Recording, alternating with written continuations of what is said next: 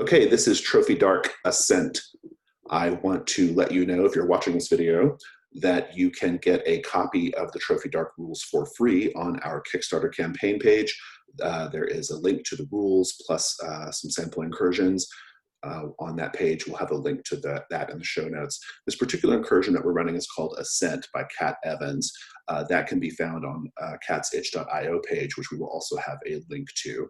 I want to begin by having all of us introduce ourselves. When I call on you, please say your name, your pronouns, and if there's anything else you'd like for us to know about you.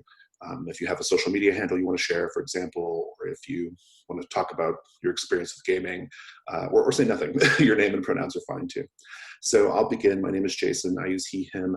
I am the founder of The Gauntlet and the publisher of this game that we're getting ready to play, although not the incursion. Let's go to Mario. Hey, my name is Mario. I use he, him pronouns. And I just want to encourage you, come play with us on a Gauntlet. I want to encourage that as well. Troy. Hi, my name's Troy, pronouns he, him. I've been a member of the Gauntlet, but have not participated in the gaming yet, and I hope to start doing that soon. I've started out maybe a decade ago with a very painful game of Pathfinder that set me off on a trajectory that has landed me in story games and PBTA for maybe 8 years now. So yeah, I hope to spend more time in Gauntlet spaces soon. Awesome, thank you. Is there a non-painful game of Pathfinder, we ask ourselves? I don't know. No, I'm kidding. Watchers, I'm totally kidding. Pathfinder, if you love Pathfinder, I love it. I love that you love it. No, it's a certain type of play. Some people just really get into that type Absolutely. Of play. There's nothing wrong with it. I'm just joking. Merwin. My name's Merwin. I use he, him. I got started in gaming, oh my gosh, like 40 years ago. So I've been around playing stuff from AD&D all the way to all kinds of indie games. Just this past weekend, just Friday, I played a game called Detatoko Saga, which is a JRPG that's been hack translated. So we enjoyed that quite a bit. But yeah. Awesome, thank you. I think you beat me by just a... Oh, sorry, go ahead. No, that's it. Oh, no, I think you beat me by just a bit when it comes to time gaming, maybe by just a few years, but yeah, I go way back to it. It's the hobby has changed a lot in those years, but in some ways it hasn't changed at all, you know, so it's interesting. Okay, cool. So let's talk about Trophy Dark Ascent. I'm going to do a procedure called CATS. That's an acronym that stands for concept, aim, tone, and subject matter. I like to do that in the beginning just to establish some basic expectations for what's going to happen today. So the concept of Trophy Dark is a dark fantasy game about doomed treasure hunters going into an environment that does not want them there. And it's probably a little more accurate to call it a fantasy horror game because it is a little bit more on the horror side of things, although I'm not sure if this incursion is necessarily, to be clear. It's a little bit more on the doomed side than the horror side, I think. But in any case, they are doomed treasure hunters, and it embraces a ethos of play to lose, which means try to keep your character alive and try to accomplish their goal, whatever that happens to mean in the game, but understand that they are going to be probably very changed or ruined, possibly dead by the end of it. And you want to really lean into that and embrace that and show us a good story. Like as they're spiraling to their descent, let's get a good story out of it, right? So just kind of lean into it when it happens. This particular incursion is called Ascent. It's by Kat Evans. It's about going up a mountain to reach a temple at the top of the mountain. Pretty classic setup. And it's a lot about the environment. It's probably a little bit more environment focused than other incursions I've seen. So that'll be interesting. The aim of today, after I'm done with my spiel, we're going to make characters. Then we're going to introduce the characters. Then I'm going to talk about just one important gameplay aspect, and then we'll probably take a break, and then we'll begin play. we should be able to finish this incursion in our time slot, no problem. The tone of the game is dark, as you might imagine, given the title of the game. It is, it can be bleak, and it can be grim. So just be mindful of that. I think that there's room for levity in the tone. Like, it's okay to have some levity, but it's the sort of levity that should set us up for darkness, right? Like, should make the darkness more dark. So nothing gonzo, please. Subject matter. There's nothing in the incursion that is particularly a red flag as far as subject matter goes. Some of the other incursions have very intense features of like body horror or psychological horror or cannibalism, things like that. One moment.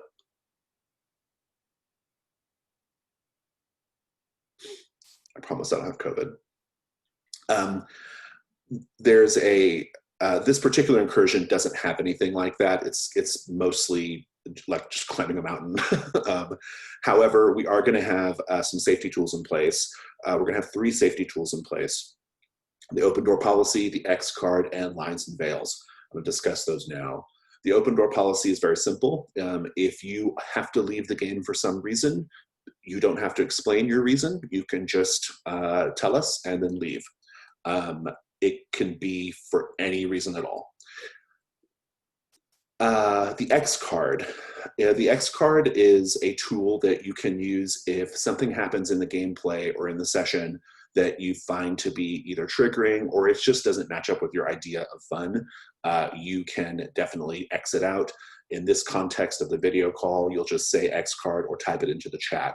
I might ask for clarification of what is being X carded, but I won't ask you why is it being X carded. And then we'll change it. And then the last one, my favorite safety tool, is lines and veils. Lines are things that we do not want to see in the game at all. We just don't want to have it in the game. And then veils are things that we're okay with them being in the game, but we prefer not to role play it or otherwise see it on screen. I'm going to say what my lines and veils are, and then I'm going to wait 30 seconds for you all to decide if you want to tell me your lines and veils. You can do so on the video call, or you can message me on Discord, and then I will relay it to the group. My lines are just one today: no sexual violence. I don't want to do any kind of sexual violence in the game, and we're not. For veils, I'm going to put, there is one instance in the incursion of like an animal being dead. I'm not a super big fan of pet animals being like killed on screen, like dogs and cats and things. Like bigger, more wild animals I don't have as big a problem with. But in any case, I think I'd like to just sort of veil it so we don't get into the hard role play of murdering animals. I also, any sort of violence against small children, I'm okay with it being a thing in the story. I just prefer not to see it. So those are my 2 veils. I will now wait about 30 seconds to give you all a chance to speak up, and I'll also keep my eye on Discord. Yeah, I'd like to continue upon that because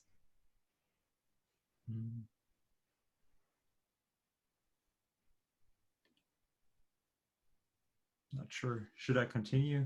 Oh, did you want to say yours now, or? Yeah, I just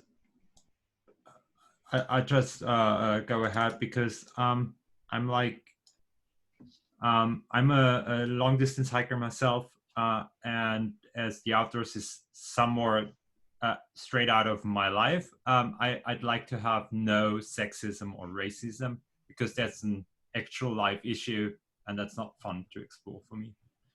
Wonderful, thanks. I don't think it'll come up because of the way the incursion is, but thank you. Everything else works for me. I agree with the like domesticated animals being a veil. I'm for that as well.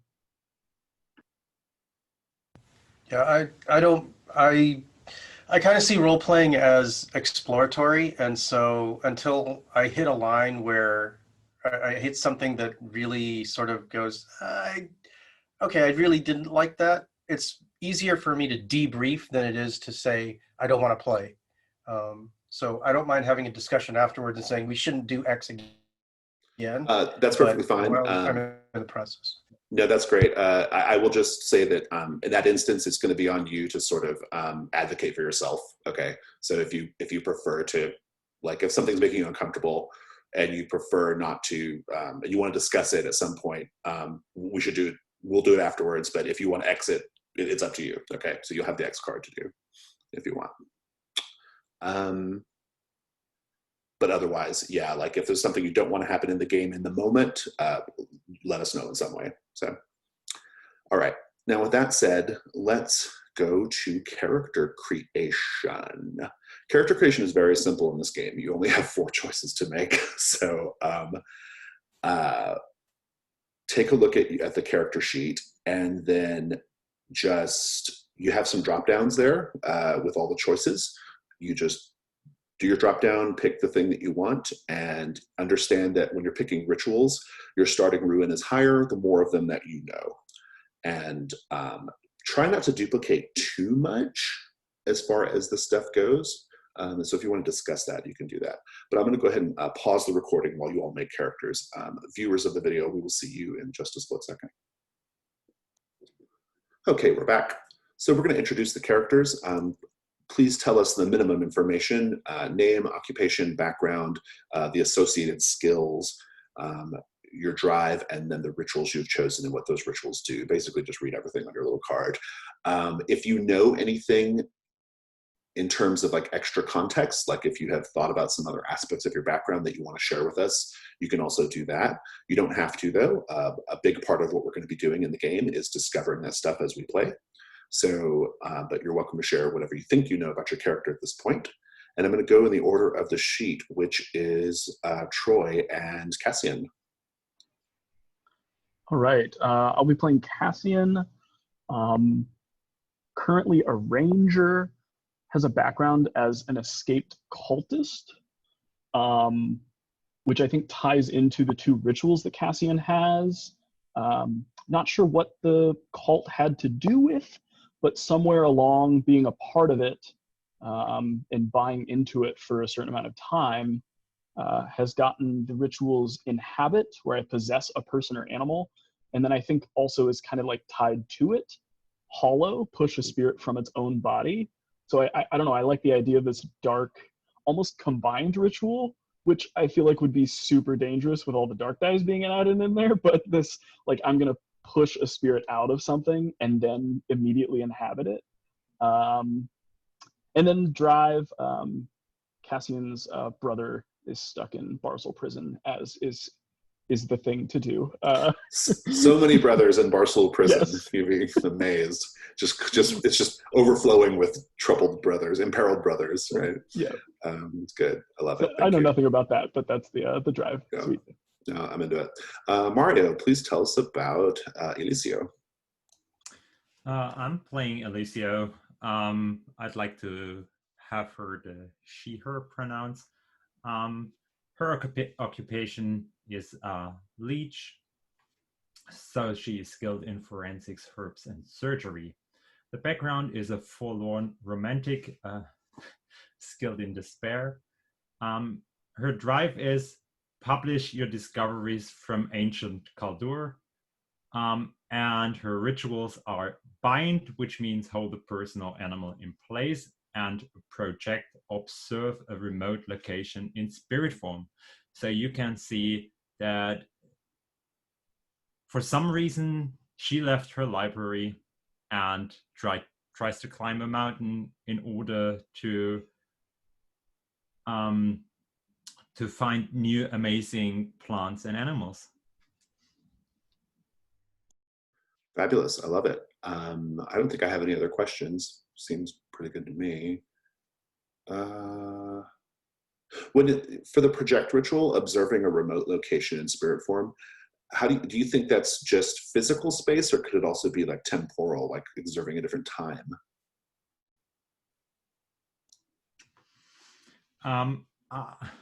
That could very well be possible, but that's not in Eliseo's current understanding of it. Power. Like, yeah, she didn't experience such a thing yet. Okay, awesome, good, great, thank you. All right, Merwin, please tell us about Orlin. So I figure Orlin had been part of a local church that had uh,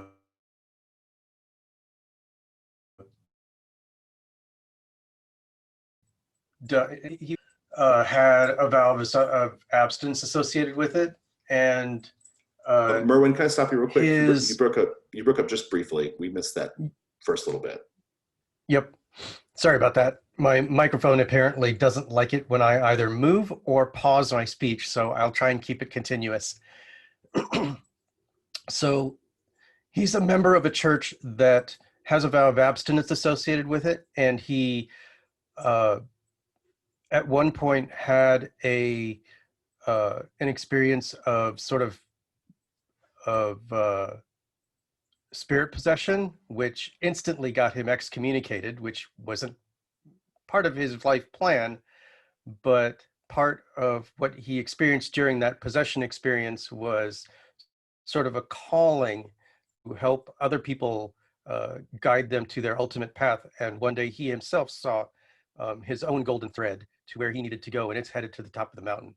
And his dream is to win the heart of the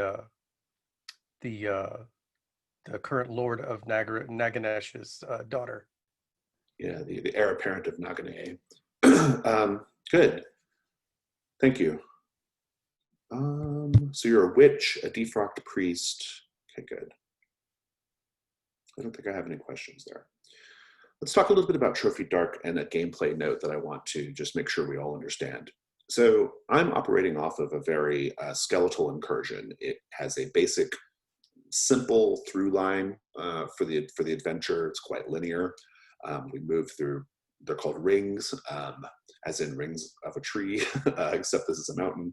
And so we're going to be going up this mountain in these 5 segments.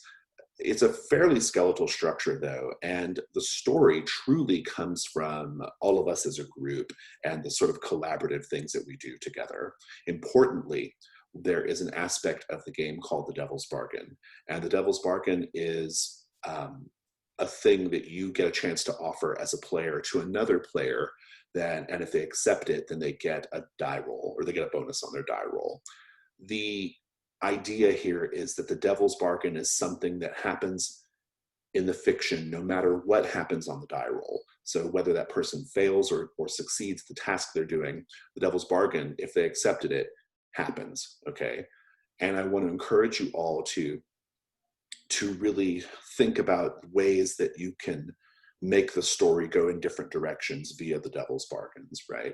So it requires us to sort of pay attention to what everyone's saying as far as like what they're interested in, but it also asks us to think ahead a little bit about what might be going on this mountain and what kinds of things might be around the corner and how can we introduce those things into our story. And so it's better for you to sort of go big and wild with the Devil's Bargains and let me rein you in if it's too much than it is to play safe with the Devil's Bargains. So I just want to throw that out there. We're doing okay on time, so I think we're going to just dive right into it, maybe even get the first ring done before we take a break. Does that sound good? Or does everybody need a break now? Okay. And Merwin, since I can't see you, you'll have to speak up. So, yes, everything's fine. All right, awesome. And so, a lone mountain peak juts into the sky like a broken spear tip. At its craggy zenith, an endless storm rages around the temple of a long-dead sky god. Untold treasures await the brave and hardy treasure hunters who ascend the peak. Between here and there are 1,000 ways to die. Skin flayed away by relentless wind, a tumble from a suddenly bare cliff as you're carried away on an avalanche of ice. The cold. Will you reveal the mountain's secrets, or will exposure to the cruel elements be the death of you?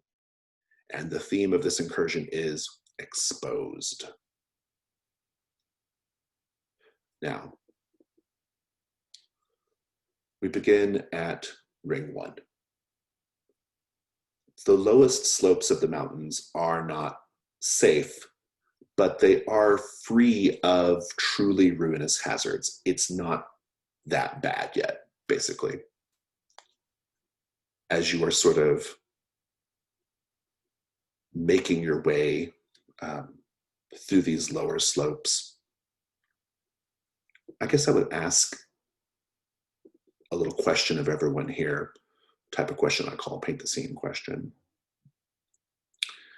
What does each of your treasure hunters see, or what do you each see that indicates that this place,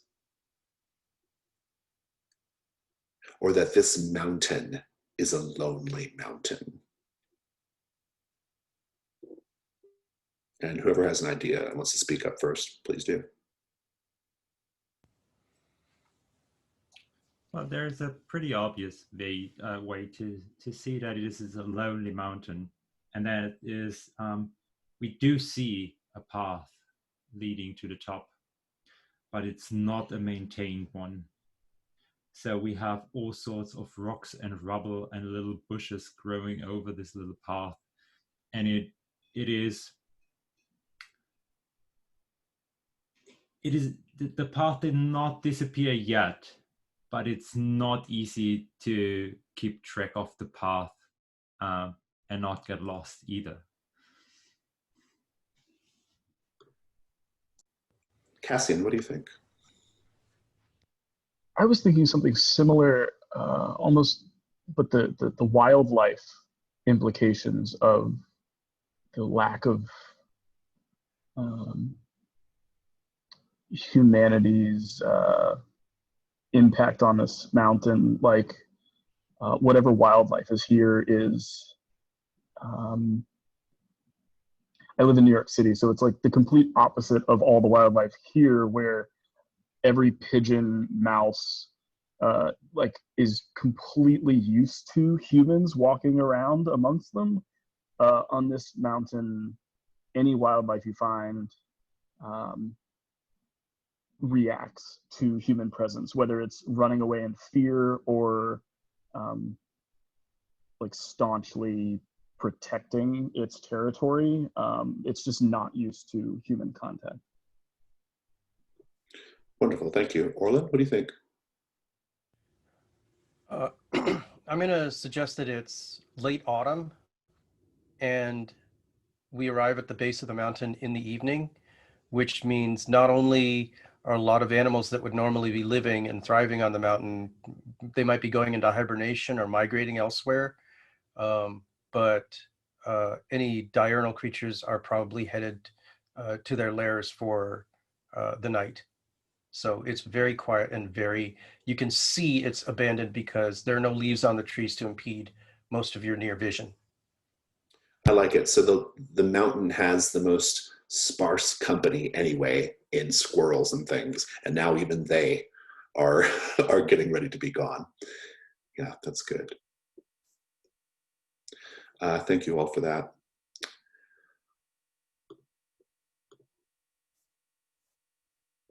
Now, just as you are beginning to settle into this idea of the mountain being alone, and all of you even feeling alone, even though you're with two other people, you start to see, or you do see, signs of life, of people who came before. And specifically, you see the ruins of, or the remains, I should say, of a camp. There are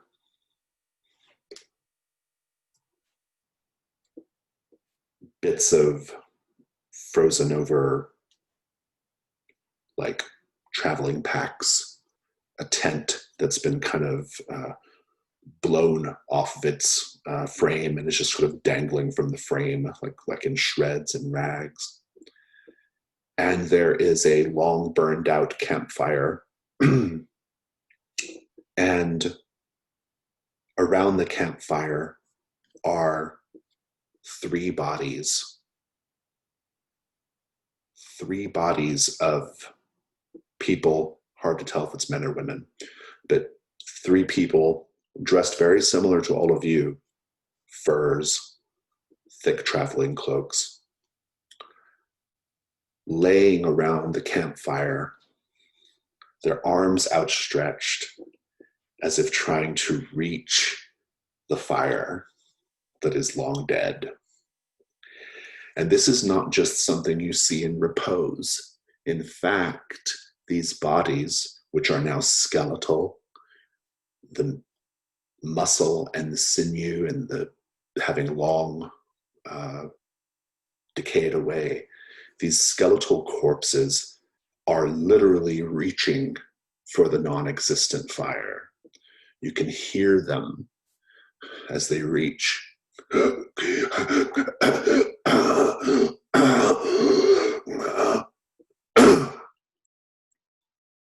I also took the opportunity to cough a little bit there. I promise I don't have COVID. But they're reaching for the burned out fire. And they are not aware of you initially, but one of them does turn, and you see their face, eyes empty from the sockets, probably long ago picked away by birds, yellowed skin pulled tight over bone, the cartilage long dried away. And they are just... I want to start by having everyone do a ruin roll, please. We're going to use the Discord dice roller. So if you go into our trophy Discord, there is a dice thing down there. You'll just type in /ruin, and let's see how you do. Cassian's holding it together, as is, or no, Alicia's holding it together. Cassian's holding it together, but it looks like, it's going to take me a minute to get these names. Looks like Orlin is going up. I want to know how you each feel right now as you see this. Let's start with Alicia.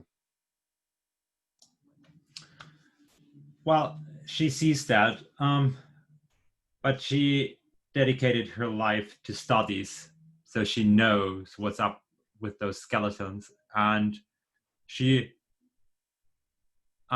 makes a step backward and starts shouting, "Priest, give peace to these cursed souls." I suppose you're hollering at Orlin at that point, right? So, yeah, exactly. Orlin, how are you feeling right now as you see these undead? So are they... Orlin is really confused. He's having trouble distinguishing whether these creatures are alive or dead or something in between or something unnatural. And he does not understand what's going on at all. And he's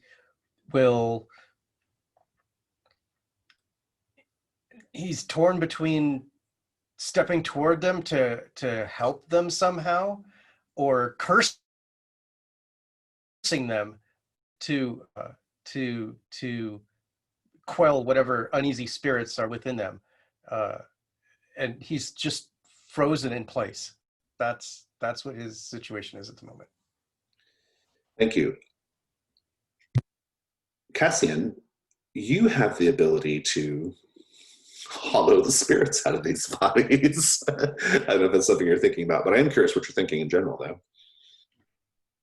I think I'm recognizing some similarities between these bodies and what is currently inhabiting them, and maybe what either ultimately made me decide to escape or attempt to escape from this cult, or just one of the many factors that led to it. But this might be or it's rather similar to what inhabiting a dead body is like, right? Like, I think we were taught that you can inhabit another person, a living person, or a living animal, but when you try to inhabit something that has been dead for a while, it can really mess things up. And so I think that's what my thought is, and maybe that's why I'm able to hold things together so well, because I've seen this before. And it's just kind of like a recognition of, God, this is sad. This is sad. This is someone who pushed things too far. This is 3 people who pushed things too far. They're just at the foot of the mountain. Yeah.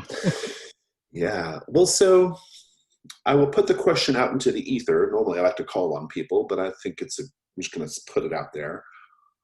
You know, these tragic explorers are no danger, really. They don't even look like they can stand. And yet they're here, suffering, presumably. It's unclear. What do we want to do about them? I think my initial thought is to either leave them to the hell that they potentially brought upon themselves, or to put them out of their misery. Alicia, what do you think? Yeah, I just assume that Orlin did not introduce himself as a witch. So I just assume he's still working as a priest, and I will be insisting that the priest is like, let them rest in peace and put an end to their misery, because that's his job. And meanwhile, Orlin just seems like shocked, right? Orlin, how do you respond to that? Yeah, when he gets his senses back, he'll say, "Bring wood. The only way to set these creatures to peace is to burn the remains." Yeah, I think leaning on like my That's bow all. or something is, I'm Point. very much like, yeah, let's do that. Let's go out. Let's get wood. I'm glad one of us made a decision here, because standing around with these bodies is terrifying. Yeah, he's gonna start collecting wood away from the fire that the creatures already are centered around, and get it to the size where it can be a reasonable pyre. And he's going to do his best to shut out the moaning and screeching of these creatures in the back of his head. It's just unnerving him. I almost want to venture and say that I would try to put these guys out of their misery, because since we've already decided to burn them, try to silence that. I don't know, by slitting their throats or something. There's not much throat to slit. You don't see any blood or anything. There's no blood. There's barely any gristle. I mean, it's just they're practically skeletons, right? Yeah, I'm sure. I'm trying to put it out of its misery. And also, just to add an extra layer of horror to this, they would be relatively well-preserved bodies in this environment. The fact that they're not means they've been here suffering like this, reaching for that dead campfire for God knows how long. Yeah, I figure they're at the state of human jerky at this point. So I'm just not, don't want to, he doesn't believe they're moving. That's the thing. He thinks that's his sort of imagination, the stuff that got him kicked out. And so he's choosing to believe these are just dead, and anything else is his imagination. The only solution is to burn them. I think burning them is a great idea. I'm debating whether this is a risk roll or not. I think it could be, because there's clearly some sort of animating force here that's making these former explorers do this.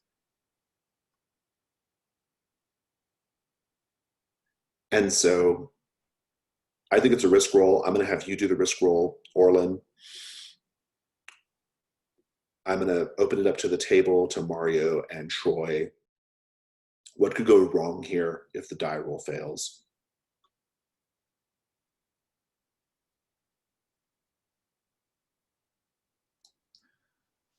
Oh.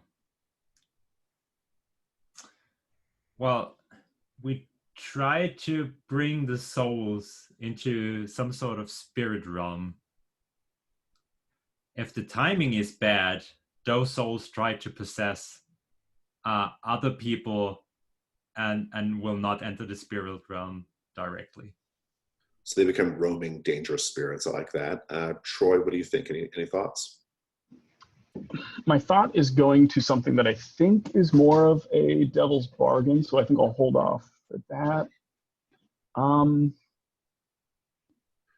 Yeah, I don't think I have anything better than the spirits are not actually laid to rest. They are just sort of out there on the mountain now. I like that a lot. And so, yeah, why don't we go ahead and take a look at dice now? So you will get 1 light die if what you're about to do is something you're skilled at because of either your occupation or background, Orlin.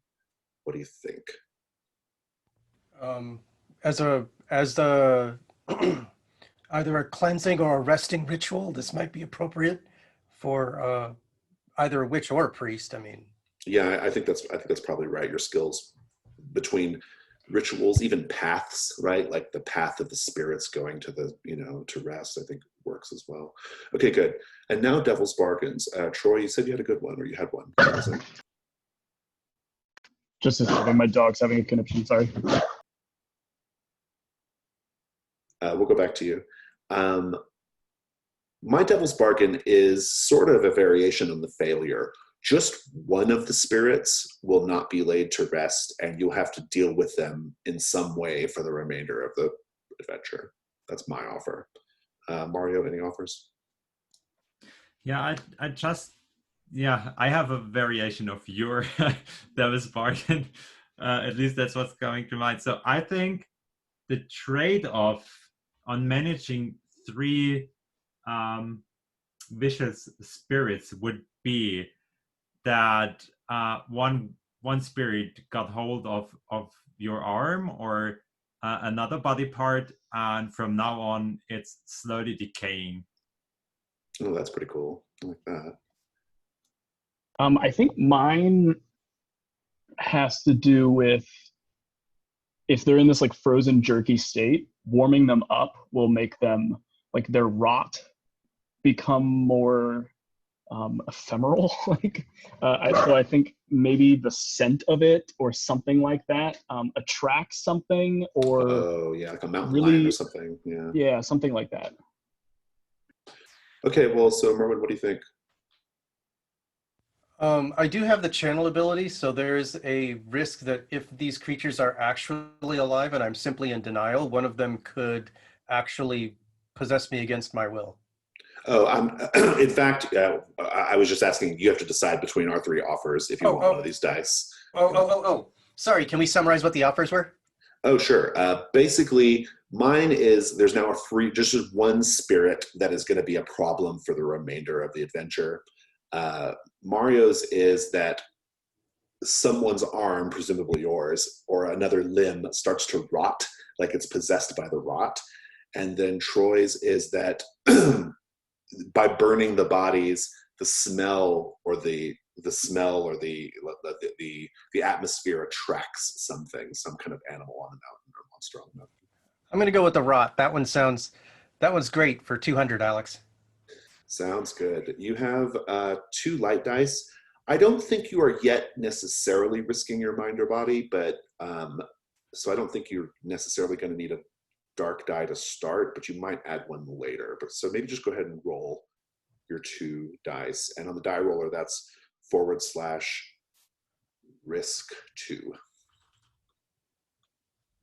Is there a space after the risk? Yes. Okay.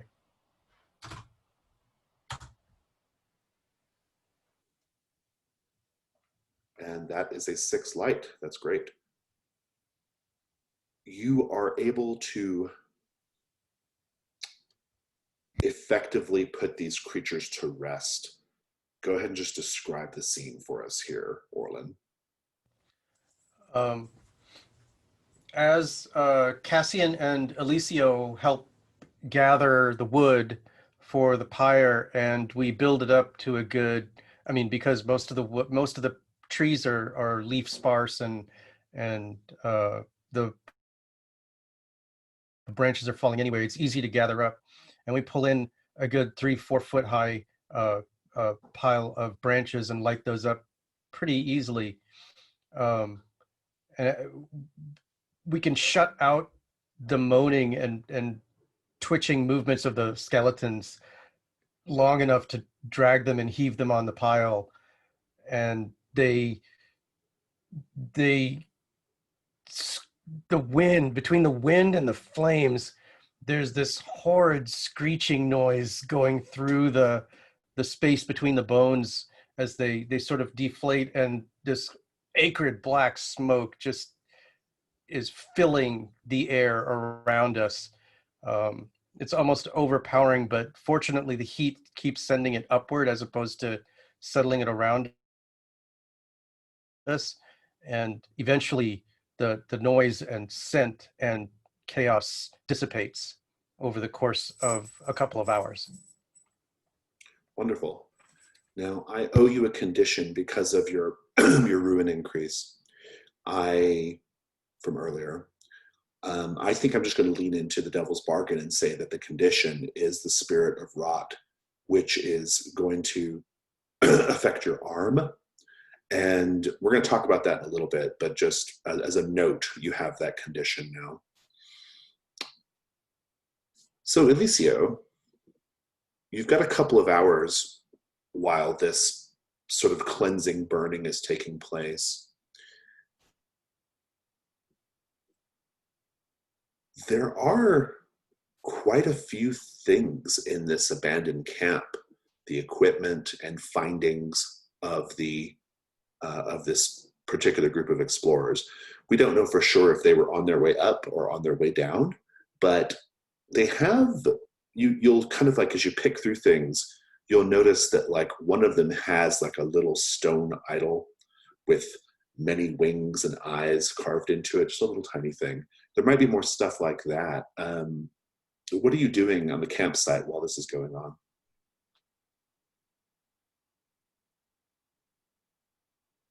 So I'm here for research purposes. So I have this little sketchbook, and I'll take notes of anything that seems to be occult or in any form related to ancient culture.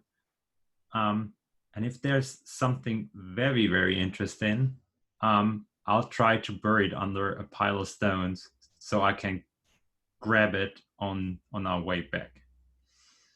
I like that. Are you doing this secretly, or are you doing it where people can see it? No, I think I just like to trust people if I travel with them. It puts me on uneasy if I have any reason to distrust them, so therefore I don't want to give them any reason. Yeah, that's great. Thank you.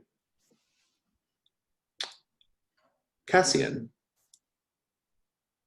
we know that you are trying to buy your brother's freedom from Barcel prison, and presumably you are trying to go to this temple because you're going to raid it of its antiquities, whatever might be left, right? But Definitely. I'm also curious, as you're sort of picking through the stuff that this group has, what do you expect to find in the temple? What specific thing have you heard is in the temple that might be of value, either of value monetarily or of value to you personally? What do we know this temple is of a sky god? Is that what it was? A long dead sky god. No one even remembers the sky god's name. So. Okay.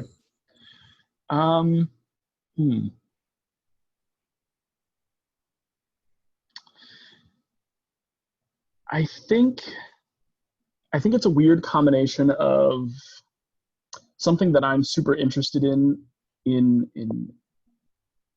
taking as my interest as a ranger and nature and but that also would be of great value. I don't know what, but I like the idea that there's this turmoil in me between, do I keep it for its supposed usage and almost like this mystical ability of it, or do I sell it for my brother? I don't know. Does anyone else have any other ideas? A weapon, perhaps, sacred to this supposed sky I god. like that, or something either a bow or feathers, or like a really nice quiver of arrows or something that is affiliated with the sky god. Oh, I like that. Like some arrows that can cause thunder or rain or something like that. Right, something cool like that. Yeah, I like that. So you've heard different versions of this, probably. Like maybe it's a javelin, maybe it's arrows, but in any case, it's something that the followers of this sky god, or maybe even the sky god themselves, used to create powerful weather, maybe even to use it to their advantage. And I'll note here, I'll remind you that at the top of the mountain, there is a roiling storm at the top of the mountain, kind of waiting on you. And so that is another thing to be mindful of. Yeah. Very good.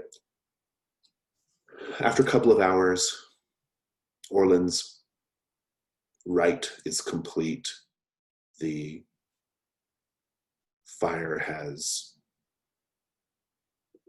died down. It's just embers at this point.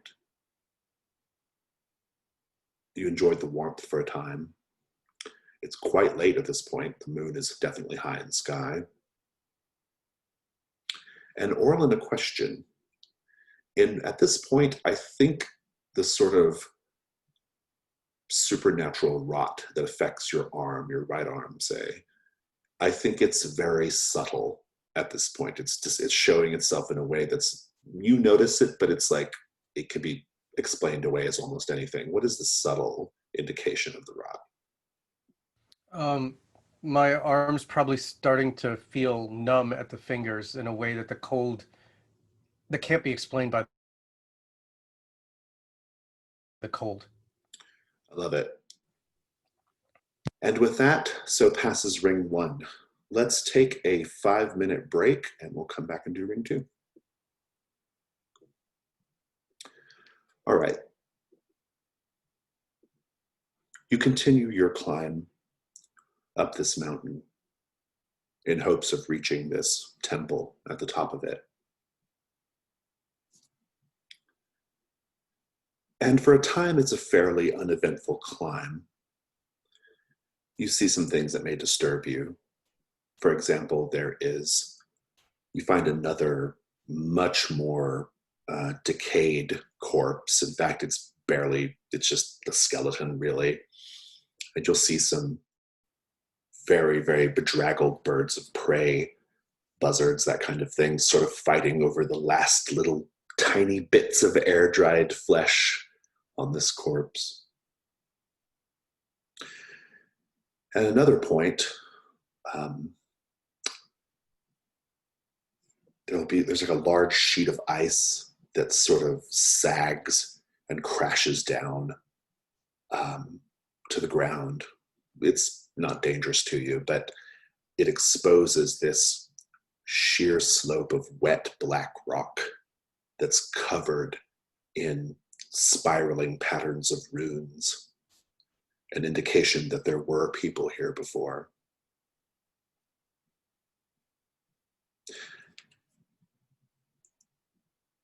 And as I mentioned, it's fairly easy to climb at this point. But as you get a little higher, especially as you get a little closer to that roiling storm at the top of the mountain, the weather does eventually turn on you.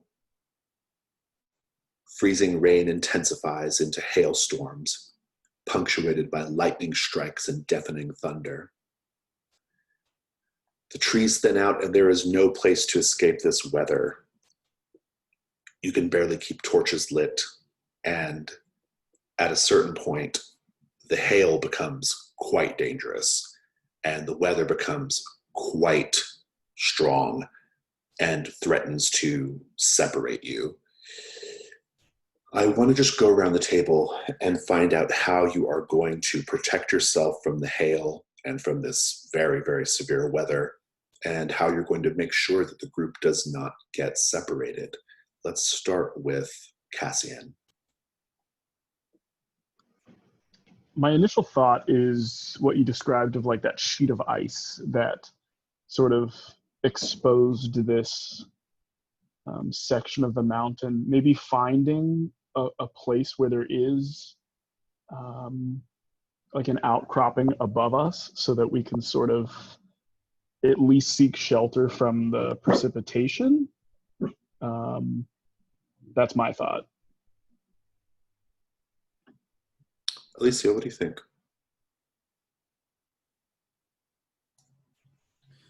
Yeah, so the way I see this is we have two options. One would be grab each other by the clothes and just continue and try to switch the first position so that we're not that we're equally exposed to the elements.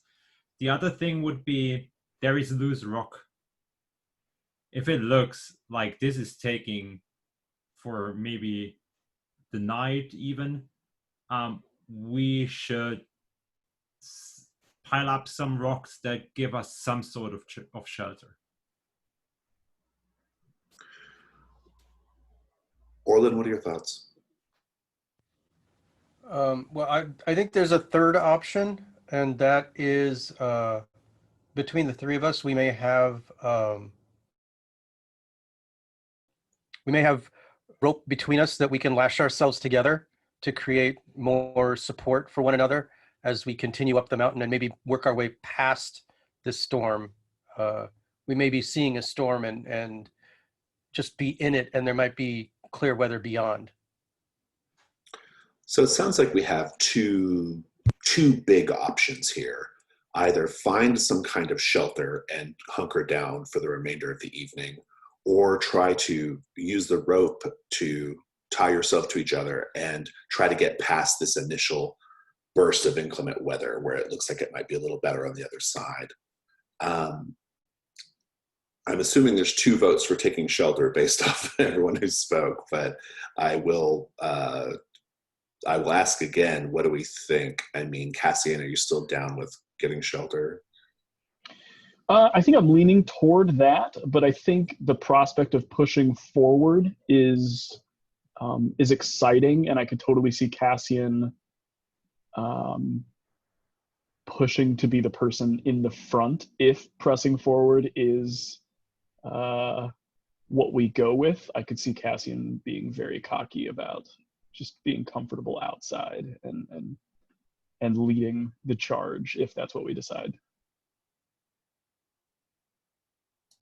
Well, I think if conditions are unclear for us, I'd say just shield my face and shield my head, and then I'll perform a ritual, and I'll just try to observe the path as it is, like, let's say maybe 1 kilometer or 2 in front of us, so maybe like a mile ahead.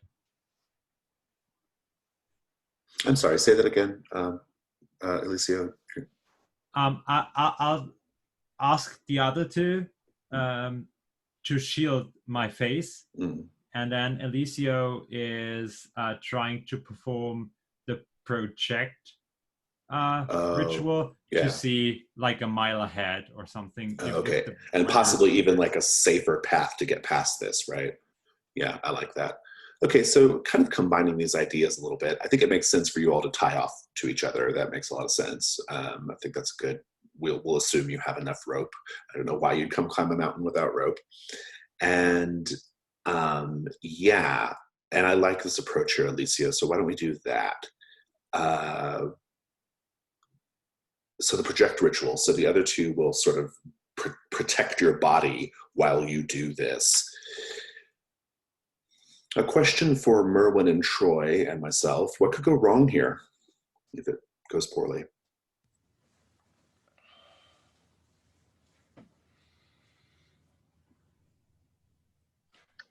Projecting forward and finding out that there is no end to the storm. That would be bad, but yeah, for sure. If we're all lashed together, if one goes down, all goes down. If there's a particularly bad gust of wind, there's also the option of him, Cassian, looking in the Eliseo looking in the wrong direction, not following a correct path to get a mountain. So you actually get like, you go off course for a little while. I like that. I think that it could be as simple as, or maybe not. I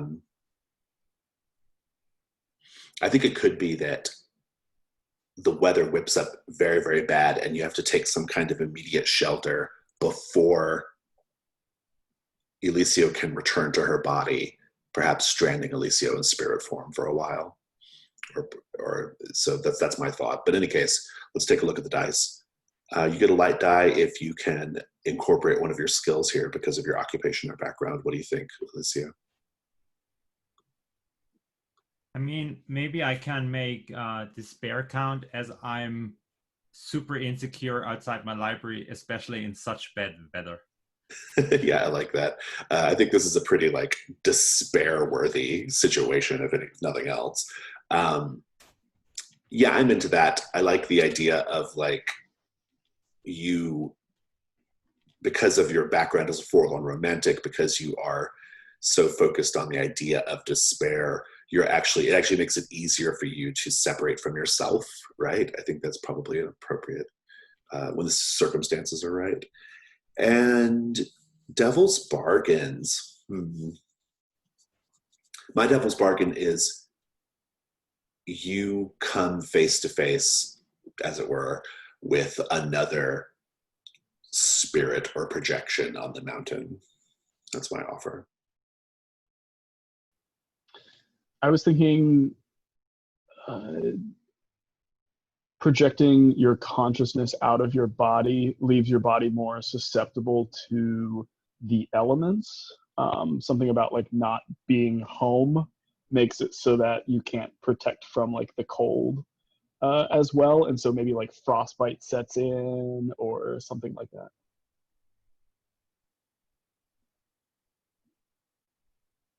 Merwin, any offers? Well, since my arm's only getting worse, not better, there's a good chance that whatever's affecting me begins to affect him because we're all huddled together for warmth, kind of thing. Yeah, Alicia is a woman, but yeah. Good. I like that as well. Those are all interesting offers. What do you think, Mario? I just think it would be unfair, as I explicitly ask you to shield me from the elements, that would be the outcome. So I think I go with a spirit. I encounter a wild spirit. Indeed. So you're up to 2 light dice, and of course you're doing the ritual, so you have to take the dark die.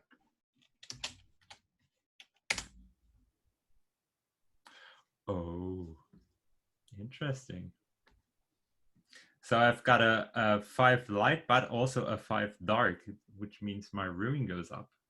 Your ruin does go up, and that also stands as the result. So, how interesting. Give us the so you're going to succeed. You're definitely going to see the right way to get through the storm, which will make it easier to do, and you're going to encounter a spirit, which we'll talk about afterwards in a minute. But I just want to know, like, well, there's going to be a complication as well. I think the complication is going to be that this like projection, this other spirit that you see, is actually going to make a request of you that might force you all to, if you accept it, it might force you to go off the path a little bit. So with all that said, what does the ritual look like? Give me the scene, Mario.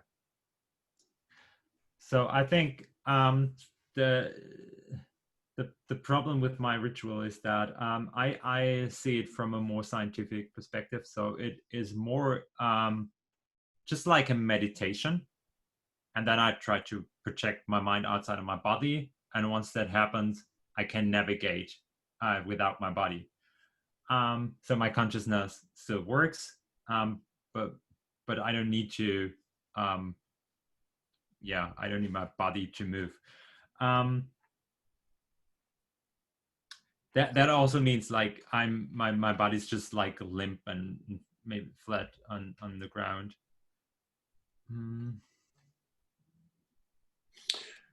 Yeah. So how do you experience the projection? What does that feel like?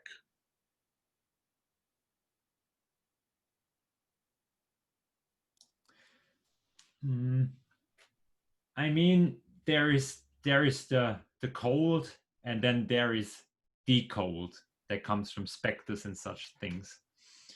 And I don't know how, because I never experienced it before, but I immediately knew there is another spirit roaming around. And once I turn, I see like this strange shadow within the hailstorm following me. And I'm sort of afraid, but the spirit is just faster than I am. So it catches up and then just like grabs me. And that is sort of unexpected because I thought like I'm incorporeal. Don't know how to pronounce. Incorporeal. Yeah, incorporeal. Yeah. So, but somehow the spirit still manages to get a hold on me and keep me in place. I can't escape, and I have to deal with it. And I think you see the spirit more closely as it grabs you. It is a young woman, not unlike you, actually. Seems very similar. There's some similarities there, or at least a familiarity.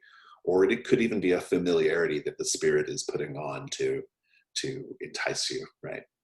But they whisper in your ear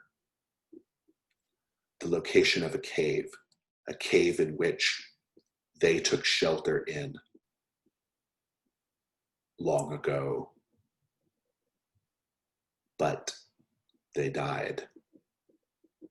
And now they can't be free of the mountain unless someone performs some sort of rites over the corpse to release them. And there is a pleading in that whispering in your ear, like, please help me, even though you know this will take you off course from reaching the top of the mountain. What do you do?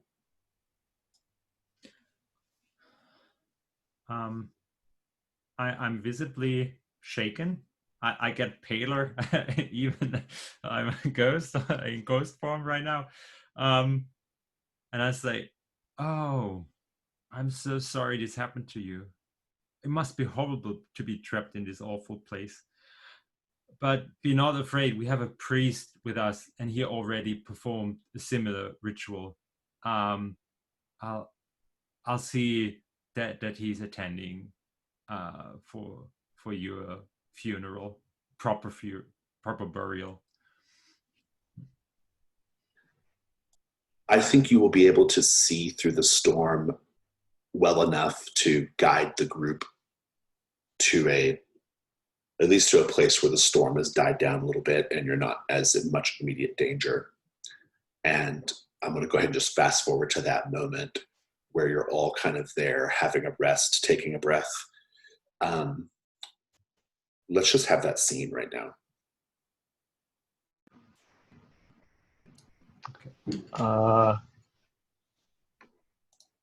Eliseo, thank you so much for for taking us to this place. We much needed rest and reprieve from the elements. Well, like I tried to explain, there's another thing we have to attend. There's another spirit trapped within this cave, and it is a poor young woman. So we need to find her body. Such a horrible thought to be stranded here in all eternity. I'm so glad we have you with us, Orlin, and that you will be able to put our spirit to ease. I would like to, at this point, raise the, before you respond, Orlin, I would like to ask you, Orlin, what does putting spirits to rest, your new job seemingly, have to do with finding treasure and winning the heart of the heir apparent of Nakane, if anything? So I don't necessarily have a stake in this. Any that I have in putting spirits to rest is due to my no longer current profession as a priest. Although I would suspect a witch would have some skill in that area as well. But mostly the reason that I'm headed up the mountain is because one of the brothers, the older brother of the heir apparent, the woman who I want to marry, her older brother had gone up the mountain and not returned down. So I either need to return him or put him to peace as well. And that's what I'm here for, is evidence of his passing, or to recover his body and bring him back. Oh, very good. So, interesting. So you're saying that the brother of the heir apparent died on this mountain then, yeah? And, Died or was lost, yes. or was lost, yeah. Okay, good. I like that a lot. How interesting. I guess my second question, well, my next question to Alicio is, did you say the gender of the spirit that tried to draw you to go find their body? Is it possible that this body is actually the body of the brother of the heir apparent? Well, I just assumed it to be a woman because it was so similar. But from all the stories I read, there are some folks around that just don't have such distinguished features to one sex or another. So it very well could be. And it could just, yeah, I mean, I think there's a lot of open questions. I mean, it could be that the spirit was taking a form that you would find comforting. It could be that the spirit it may not be the same. It may not be the same person. That might, it may not be the brother. There's lots of different possibilities. I like that a lot. Well, it sounds like is it possible, Orlin, that you would interpret that, oh, maybe that's where the brother is. Maybe that's the body I'm looking for.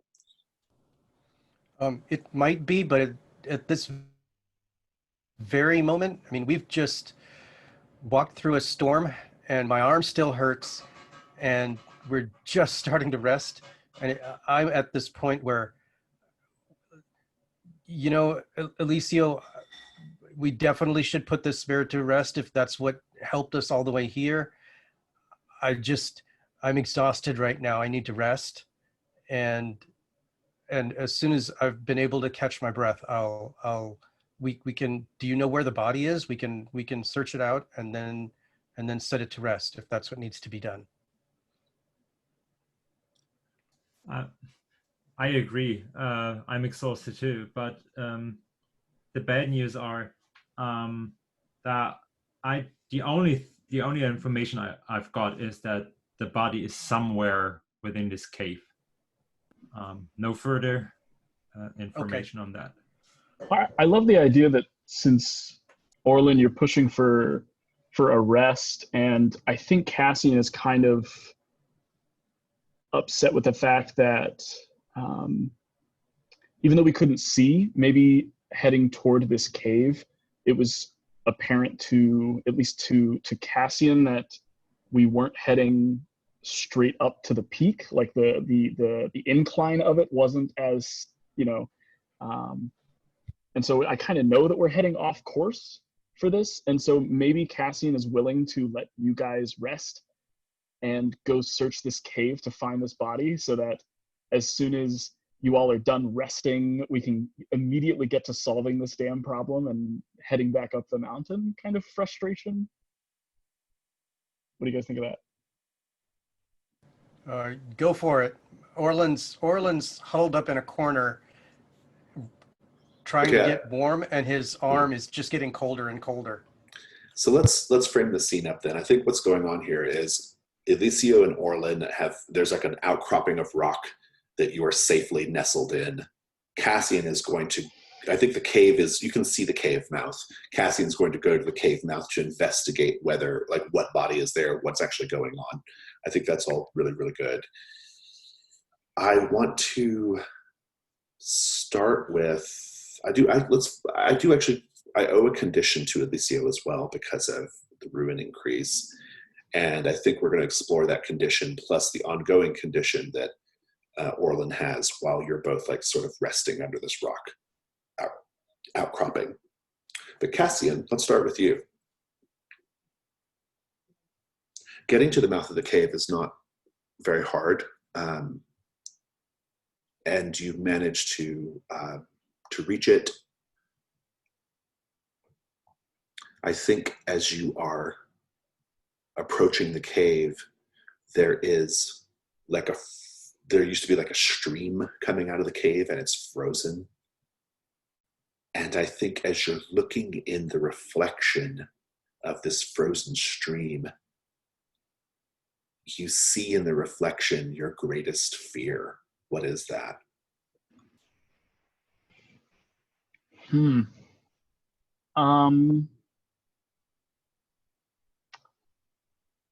Gosh.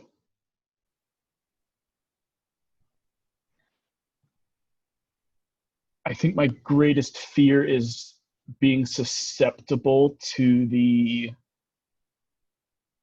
teachings and preachings of another person. The fears of becoming such a blind follower again. I don't know how I see that. Gosh. Maybe just like covered in iconography of something, or maybe it's a look in my eyes. It was a look in the eyes of like all the other followers of the cult that I was in. It's these eyes of like, I don't know, piety, feeling like you are better than everyone else, and that sense of surety of like being, I have everything figured out. I have all the answers because this person has told me. So I think I just see myself with this like surety again, and it scares me. Good, I like it. I assume you enter the cave. Yeah. I think I take that vision as like a sense of remembering to be steadfast against those sorts of things. And I light a torch. It's probably the first time in a while that the torch isn't constantly being like blown and having to protect it so heavily. But yeah, I head into this cave. Okay. I don't think that seeing the reflection quite rises to the level of a ruin roll, but maybe something in the cave will. We'll see. Yeah. Let's go back out to that little shelter where the other two characters are. Orlin, tell me about how your arm is getting worse.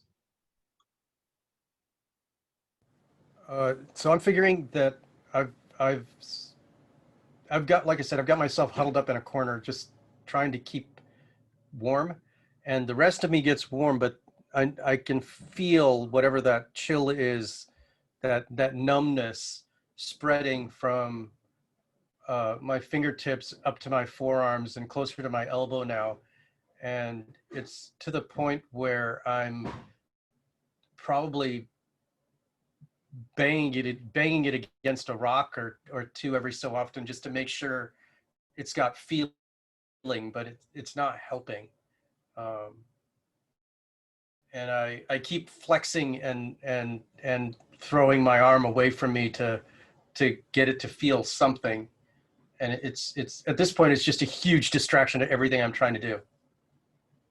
Yeah, it's great. Alicio, ever since returning to your body after the projection, you have felt suffocated or cloistered or somehow trapped.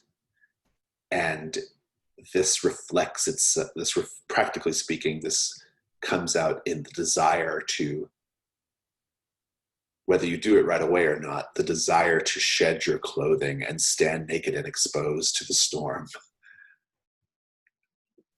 How does that? Like the actual height disease thing? Maybe, oh, wow. Yeah, or like you just want to like take it all off and be free, right? Like, in what small way does that start to manifest as you're there in the shelter?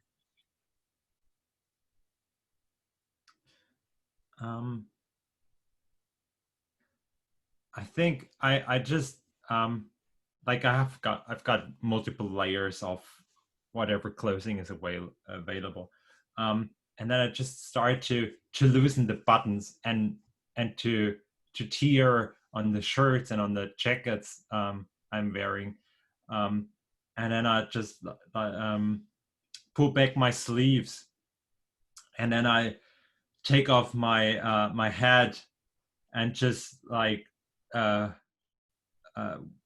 just try to get some fresh air, and then I turn to Orlin and I say, this place doesn't really feel right. I don't know, there's ice everywhere, but I just don't. I feel hot. Can you check if I've got a fever or something? I can't feel the temperature myself. Orlin will walk over and reach up with his left hand, since his right one can't really feel much, and he'll check his own forehead first, and then check hers, whether she's appreciably warmer than he is. I suspect there really isn't much of a difference, and he'll go, this. I think it's just the shock of being out of the storm proper. I think you'll be fine. The faster we get up the mountain and back down, the better off we're going to be.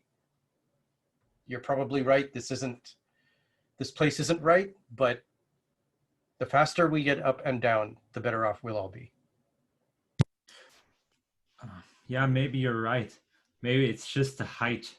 I didn't think we were that high already, but I've got like some leaves of the coca bush, so that should help against the thin air up here.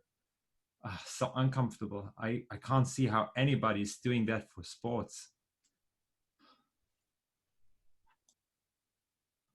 Very good. I'm going to cut back over to the cave. The cave, your lantern light is now protected by the cave, so you can have it out and see a little better what you're seeing. It's a bit of a reprieve, in fact, because it's even slightly warmer in the cave as well. Not much, but a little bit. And as you are moving through the cave, you start to feel a crunch beneath your boots. And you'll look down and see that it's a combination of hard frozen earth crunching beneath your boots, but also brittle bones of animals, possibly, or something else. As you get a little deeper into the cave, you hear a voice calling out to you. Who goes there? A man's voice. Who is here to make offerings to the god of the mountain? Wow. Startled a bit, just did not expect to see anyone else or hear or experience anyone else alive up here, maybe up in the temple. I call out, hello, didn't expect to find anyone in here except maybe the beast who littered the floor in bones. Silence. Yes, I am. You are asked only for your name. My name is Cassian, and my goal is to make it up to the temple to pay such respects. Ah, then you are the one that I sent for. You have my permission to approach. And I continue, hoping to catch a glimpse of whatever the hell is speaking. You see, pressed up against the cave wall, on a shelf of rock that is vaguely like a chair or a throne, say, you see a man, a young man, beautiful, in splendid furs and armor, and scattered, piled all around his feet are skeletons, bodies, dressed in similar armor, soldiers perhaps, but also other people. And this young man, who looks relatively healthy, all things considered, he beckons you forward. He says, "You may approach and pay your respects to the god of the mountain."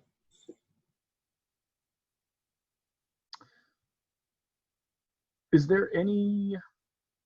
Take a ruin roll too.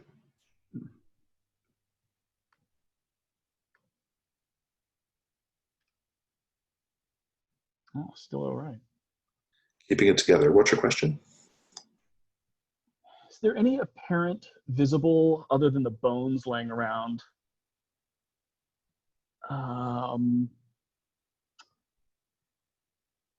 any other visible, like, treasure or anything to sort of visible sign that other people have paid a toll in a certain way, essentially? No, not really. Although there is quite a lot of like armor and equipment left over from all these like dead people around his feet.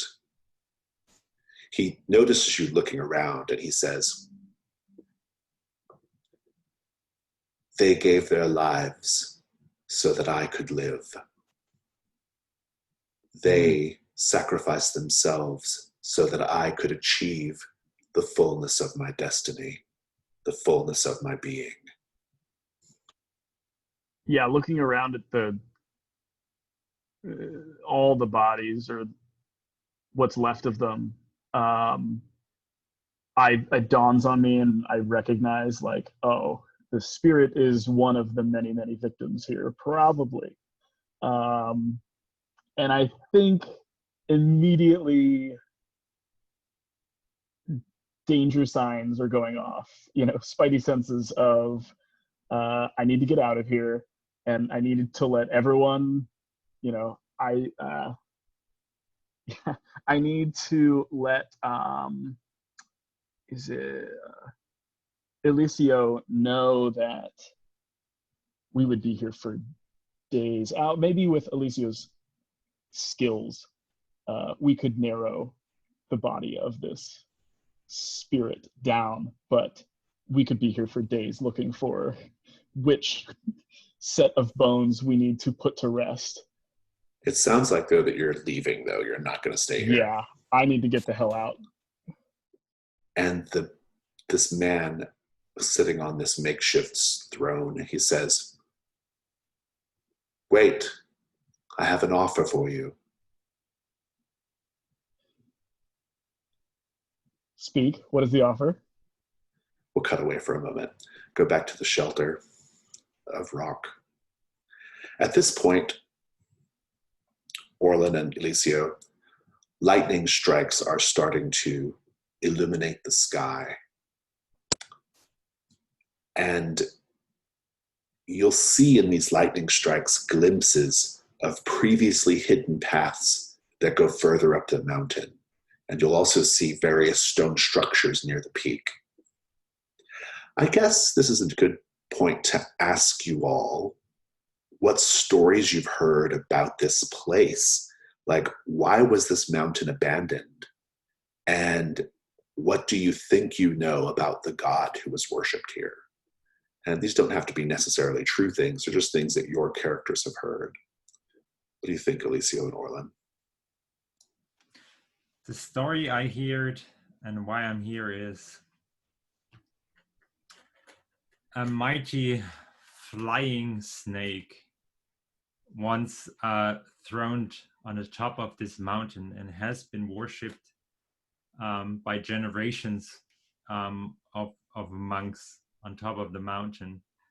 And those monks worshipped the snake as if the snake would be a king. And one day the snake discovered that it was a flying snake and not a king.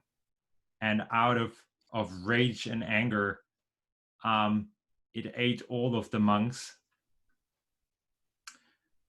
And since then, nobody dared to go up there, but that's been centuries ago, so the snake must be dead, and I'm here to collect the remains.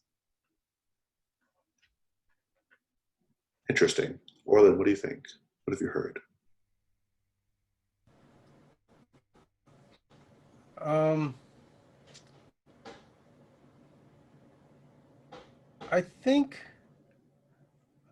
I don't know if there's more than one temple at the top of the mountain. There might have been.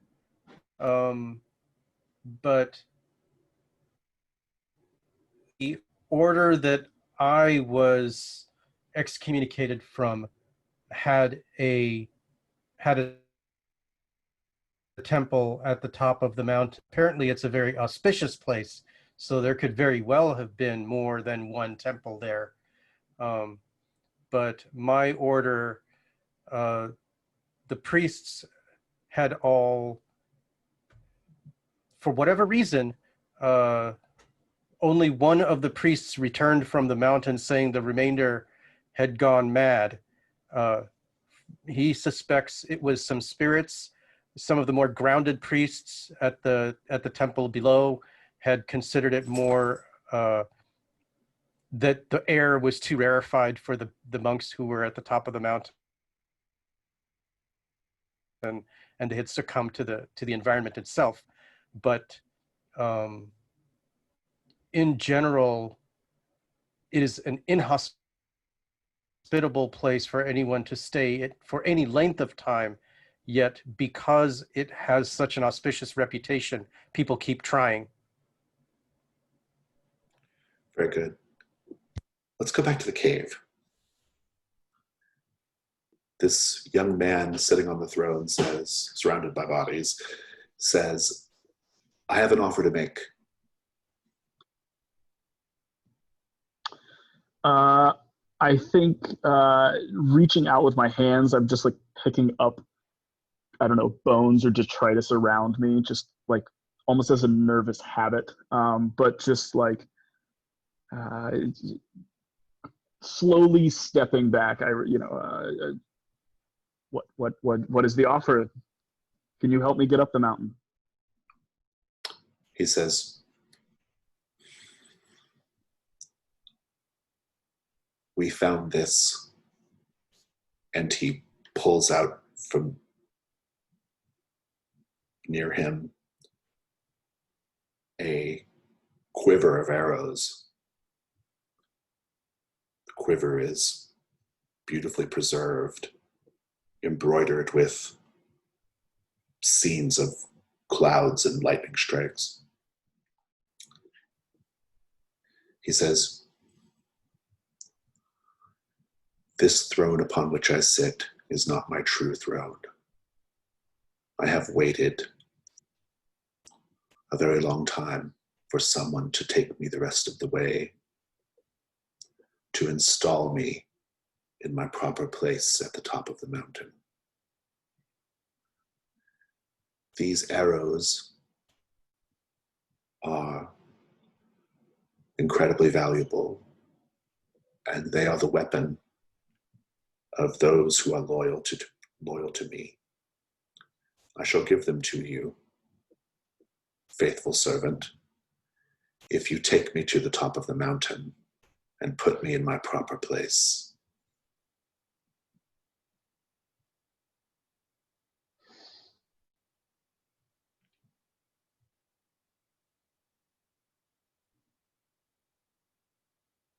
I believe I can do this for you.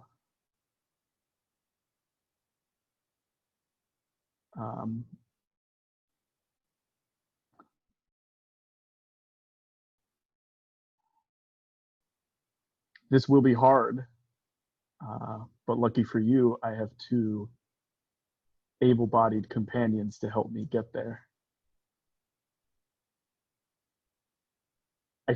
I'm thinking I go along with this plan, but probably obnoxiously so, there is an internal dialogue of reassuring myself that I'm only going along with this just to reap the benefits, and that I am not going to fall victim yet again to some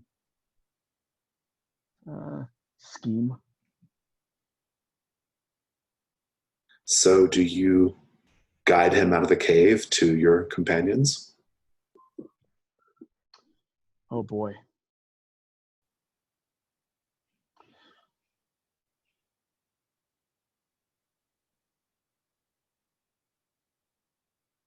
Let me, just for a moment, step out and let my companions know. I think at this point, the word companion switches to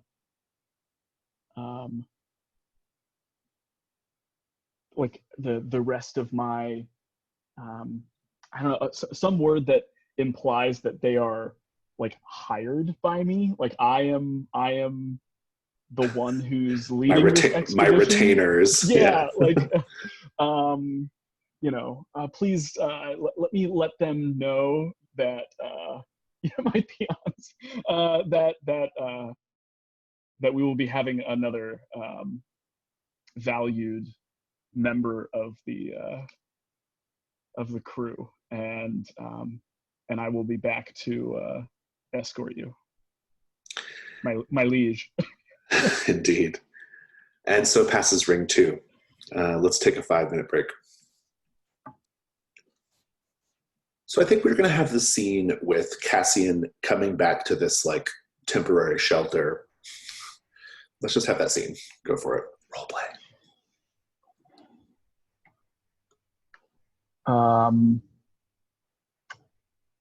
Alicia, Orlin, I hope you're well rested a bit more. I've had some time to check out the cave, and I've got some interesting news. There's a lot of dead bodies in there. I'm not sure if we'll be able to narrow down the home of your spirit friend guide. Can I ask a question, Alicio? How much of a state of undress are you in right now? I'd say it's maybe the first or the outer layer. So I'm not wearing my hat, not wearing my gloves, not wearing the outer jacket, stuff like that. And maybe unbuttoned some further layers. Oh no. Well, that many bodies, I don't think we have time for that. I completely agree. But another important note, I did find someone alive in there. Yeah, like, I found alive like the skeletons earlier. No, like us. There's this man who seems like he's been hiding out in here for a while. Perhaps he was led in here by the same spirit. But he seeks passage up to the temple as well, and was wondering if we would be able to, take him under our wings to escort him to the peak. Do either of you object to this? I don't see how a fourth companion, a fourth of us could hinder us in any ways. It could only help.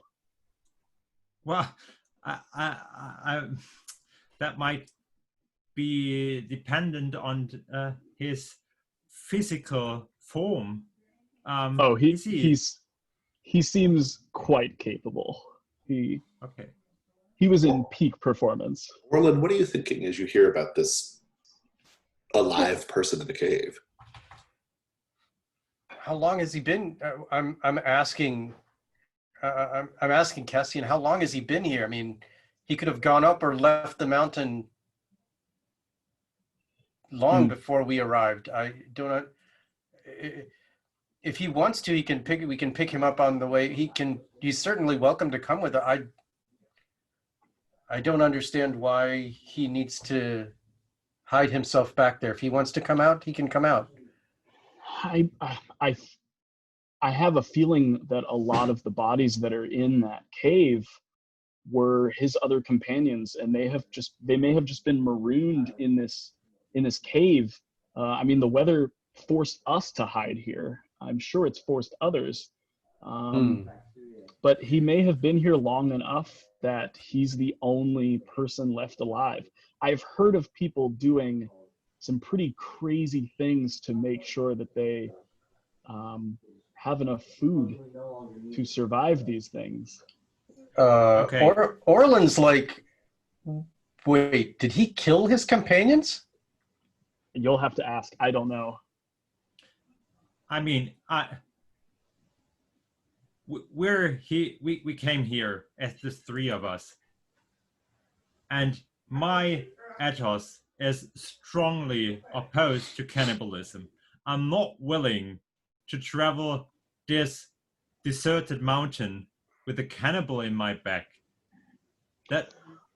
I don't want to imply that he necessarily ate his companions, just simply apply that I think he's willing to do what it takes. I agree. I think cannibalism is inexcusable.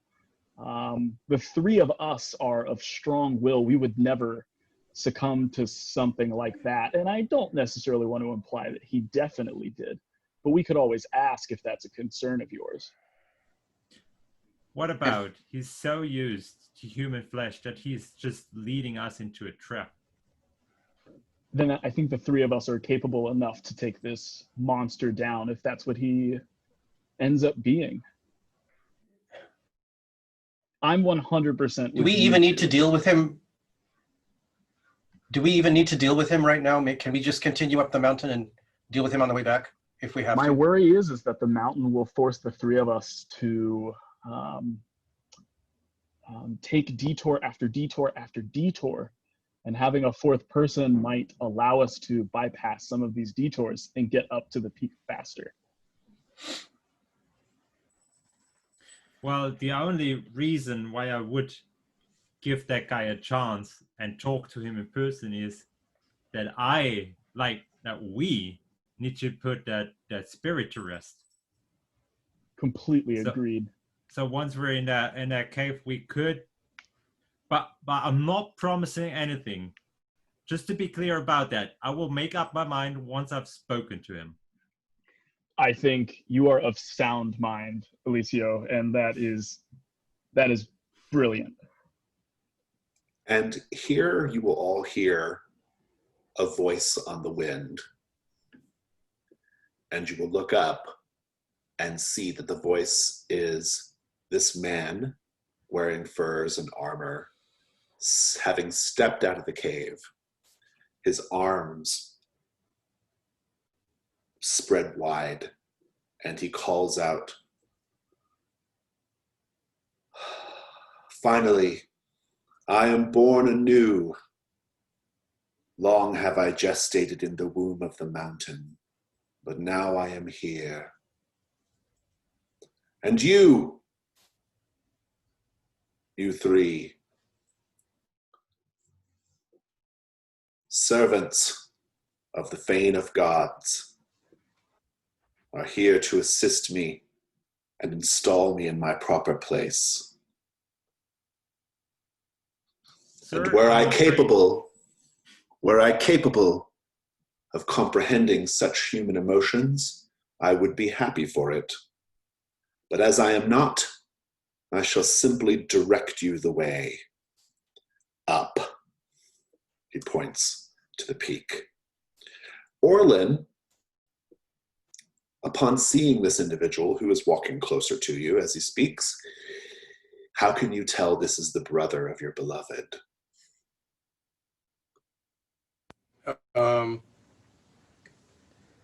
If it is in fact the brother of my beloved, he will have the heraldry of Nagane. he will have of Nagana on a brooch around his neck, as well as his rank emblazoned across his breast. He does have both of those things. The Nagane crest is a sort of like intertwined. Well, it's like the Nagane crest is like the face of a woman with like snakes wrapping around her head in this sort of ornate way. And he has this snake-headed woman medallion around his neck. And he even looks a little bit like your beloved. He's beautiful like her, right? What do you do, Orlin? I say, I have to pull up one of the names. I say, Basso, it is you. Sybil has searched. I'm here to bring you back down to her. I do not know these names that you speak, mortal, but perhaps they are things that you have seen in a dream, and I am that dream made real. We shall interpret these dreams at the peak of the mountain. Let us make haste.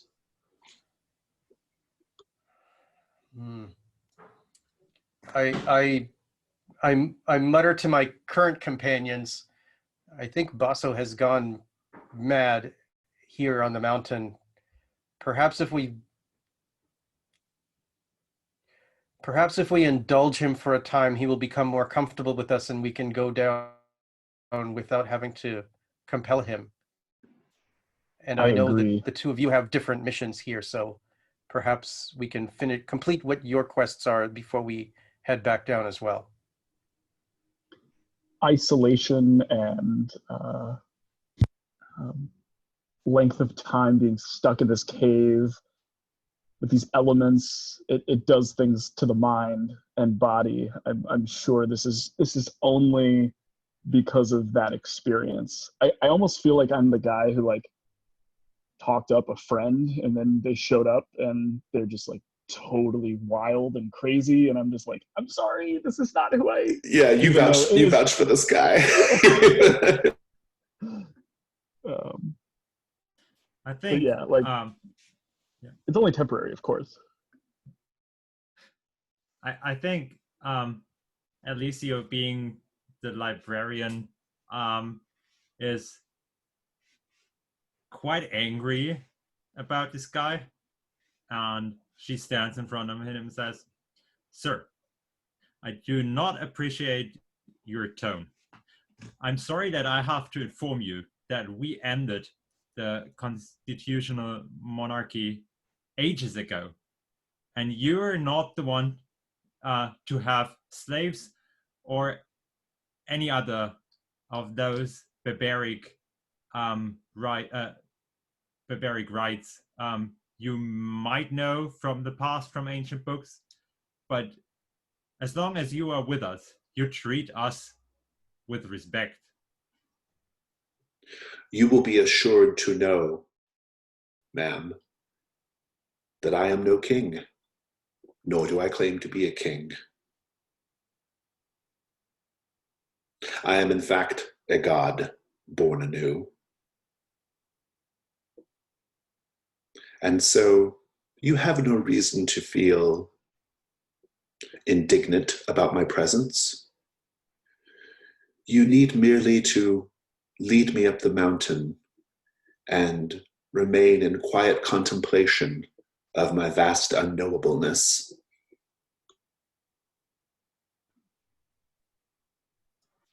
Alicia is clearly irritated by this, and she leans in towards Cassian and says, I thought the god of the mountain is a giant serpent. That is a man over there. Is he like mad or something? He does have serpentine heraldry. That's a thing.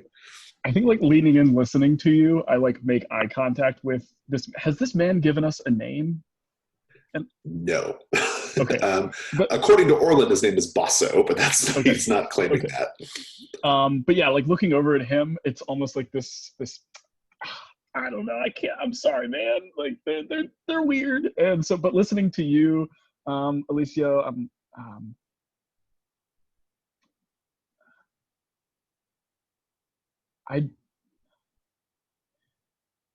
none of us and none of the people who we got information about this adventure, this journey, this treasure that we are all seeking,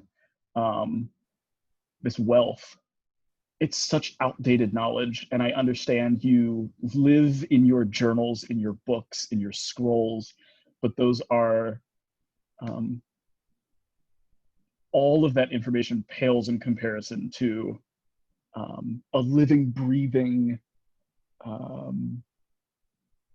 fact of what lies ahead of us. I think we should embrace this. Imagine the clout you will gain from writing about him. It doesn't matter who he is, what he is, or what he thinks he is. Writing about this will make it so that your name, not his, your name is remembered in history. I would like to say here to Orland and to Alicio, it seems that Cassian doth protest too much about bringing this man to the top of the mountain. How are you feeling, Orland and Alicio, about Cassian's present zeal about making this happen? Well, with the last words, I'm sold to the idea of bringing that whoever it is. At least, if we reach the temple, I can publish my papers, and that will grant me any wish I could ever have. So the thing that's confusing me at the moment is, in the beginning of his conversation, he said, in the beginning of when he first introduced himself, this guy who I think is Basso said that he was going to lead us up a mountain, and in the latest bit of his diatribe, he's saying that we should lead him up the mountain. So I'm super confused at this point, and I will ask outright. I thought you said you knew the path up the path up the mountain. Will you not lead us? I shall lead you in a cosmic, spiritual sense. You shall lead me in a terrestrial sense, since yours is the way of the earth, and mine is the way of the sky and the heavens. Oh, but before I Yeah. forget,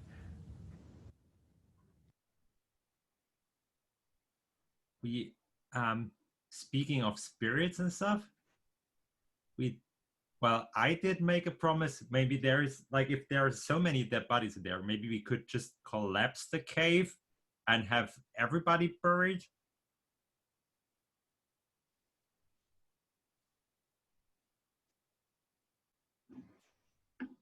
Knowing of the throne that is in there, and although it is only temporary, it's still something that is important potentially. I think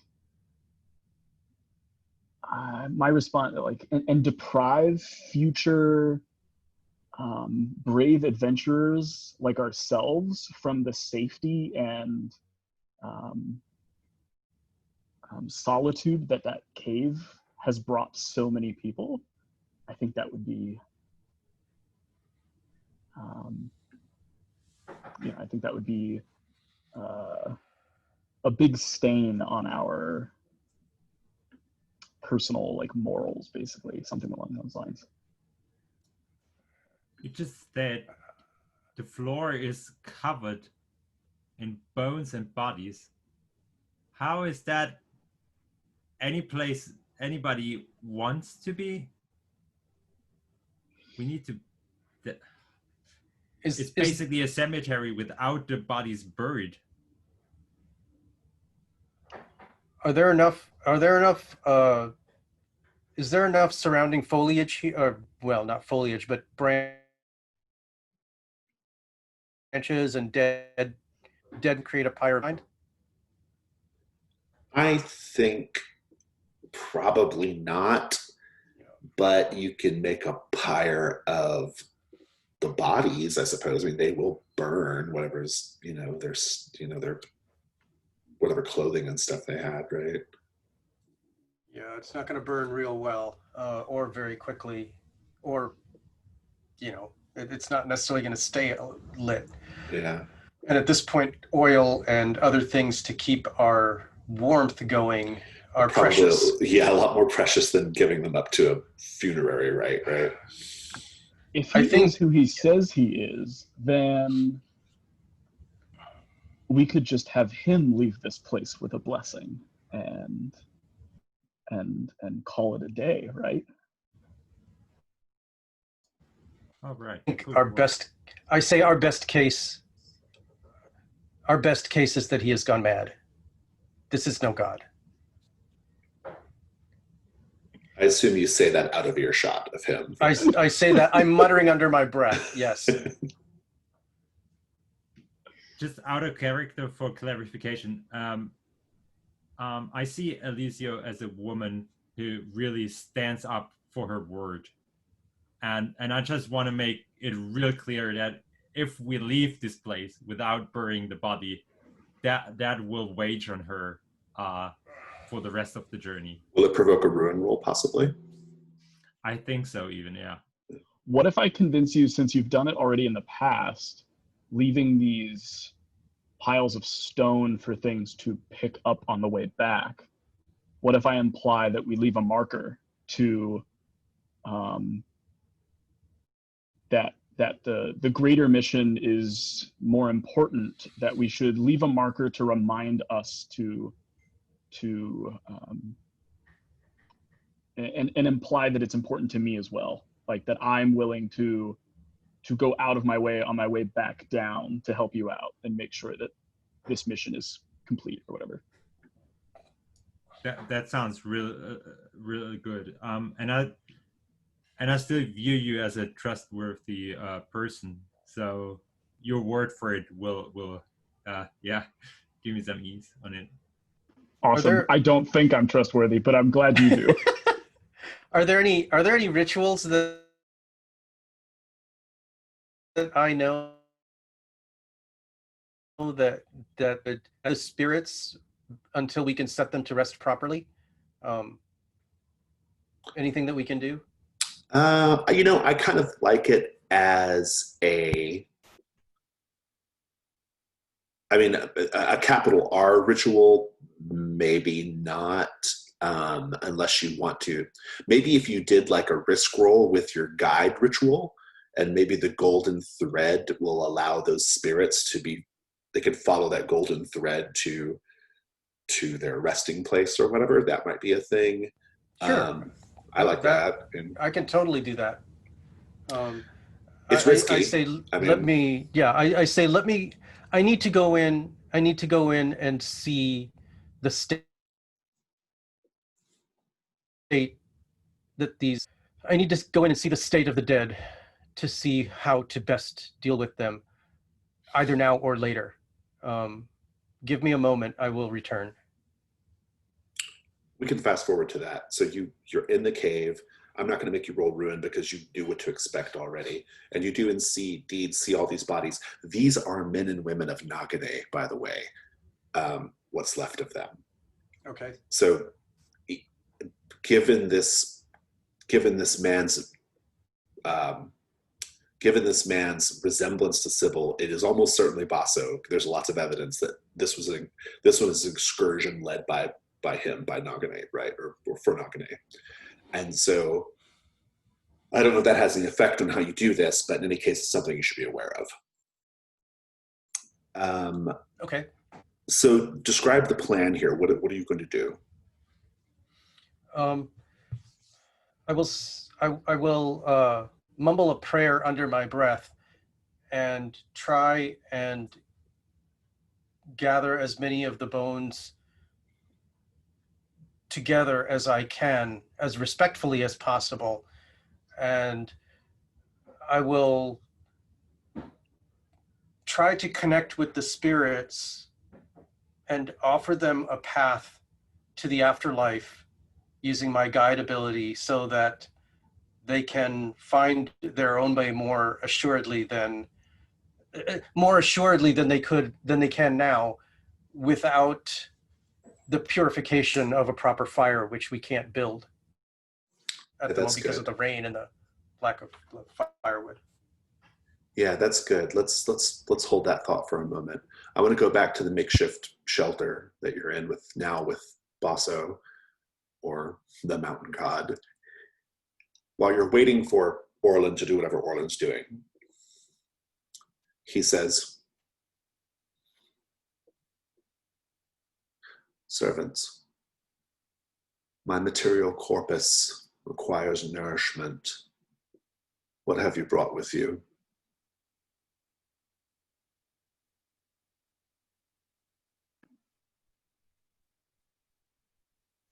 I'm thinking just standard like jerky rations. Nothing, Hardtack. nothing. Yeah, nothing worthy of something like of him. Do you give him the hardtack? Yeah, I think I'd hand over a bit of sustenance. Yeah. He takes it. He looks at it disdainfully and bites into it. And you know that it's a bit of an effort to bite off a piece, but he manages to. They're just chewing it very hard. And he says,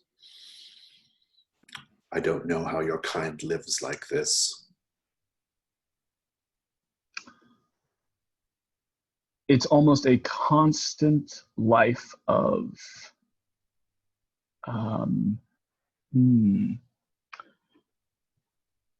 meditation.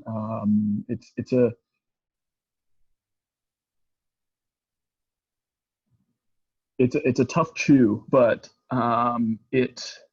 every time these small life troubles of like consuming these sorts of things or traveling up mountains or these difficult, strenuous activities are purely in reverence to how amazing life is, and that life should be a struggle. Something along those lines. It's like a pilgrimage then. A lifelong pilgrimage, yes. Good. This is a very, very interesting insight. Thank you. It's like one sacrifice dragged across an entire lifetime. Small bits. Eliseo, how is your condition affecting you right now?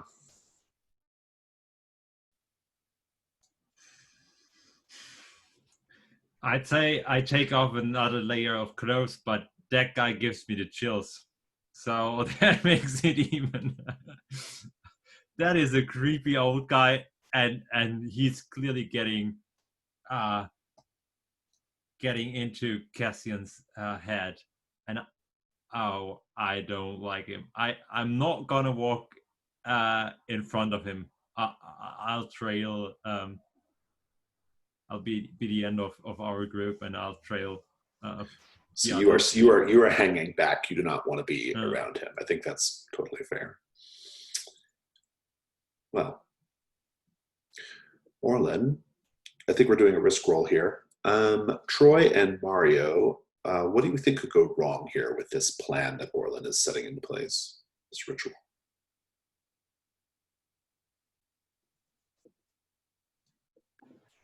I think something about messing with the spirits of dozens, hundreds of corpses could rise them into a similar state as those three that we saw earlier, just in mass. Raise undead. Yeah, I like that. That's about where I was going to go. Yeah, I think that's Mario. Any other thoughts? I think as we want the spirits to follow the golden thread. If that is if the golden thread is woven into the world without precision, that might lead to like something like the Wild Hunt, destroying whole villages and like just raging war upon the living in the valley. Yeah, like just unleashing a bunch of like spirits onto the This turns into a Death Frost Doom problem. I would say it's very similar to Death Frost Doom. Yeah, this is the ending of Death Frost Doom. Okay, so Orlin, I think you're definitely getting a light die because of your skills, particularly paths and rituals, right? And what about Devil's Bargains, Troy and Mario? Any thoughts on Devil's Bargains? I'm thinking he gains a knowledge, insight into the motivations of these Nagane people. I don't know if the motivations would be revenge on this Basso god character, or if it would be like devout servitude of him, but basically, I don't know, like last thoughts or like lingering emotions that these people have towards like him. You understand more like what their perspective was. Yeah. Right? Yeah, I like that. I like that a lot. My offer is going to be, no matter what, you learn something that complicates your drive, Orlin, that maybe suggests that you will never win the heart of the heir apparent of Nagane. Mario, any offers? Yeah, and my devil's bargain would be that while casting the ritual, some of your thoughts are put off because of your wound, of your never healing arm, and through thinking you would like to get rid of that part of infested flesh. You put a curse upon yourself so that from now on you have like teeth, like the spirits come over you and then they bite off your flesh, but then your arm is covered in teeth and bones and fragments of skull, so you have some sort of exoskeleton-ish thing around your arm. So basically I turn into a human Katamari Damacy. Yeah, just on your arm though. Just on my arm. Good. I like. Well, those are all great offers. So, what do you think, Merwin?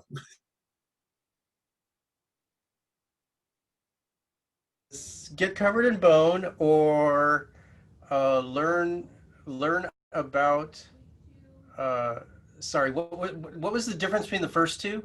The first one is learn what actually happened in that cave, and this Right. and mine was you learn something that basically Oh, like strongly suggests you're never going to complete your drive. So, yeah, I think that one's a little harsh, only because it might just sap all of his motivation to go anywhere at that point. And it would sort of stop him from going up the mountain. So let's do the first one, which was learn exactly what happened in the cave. awesome. So you also have to do a dark dice. You've got 2 light dice and 1 dark dice, so go for it. So it's slash Risk. Well, 2-1. Yeah. 2 space 1.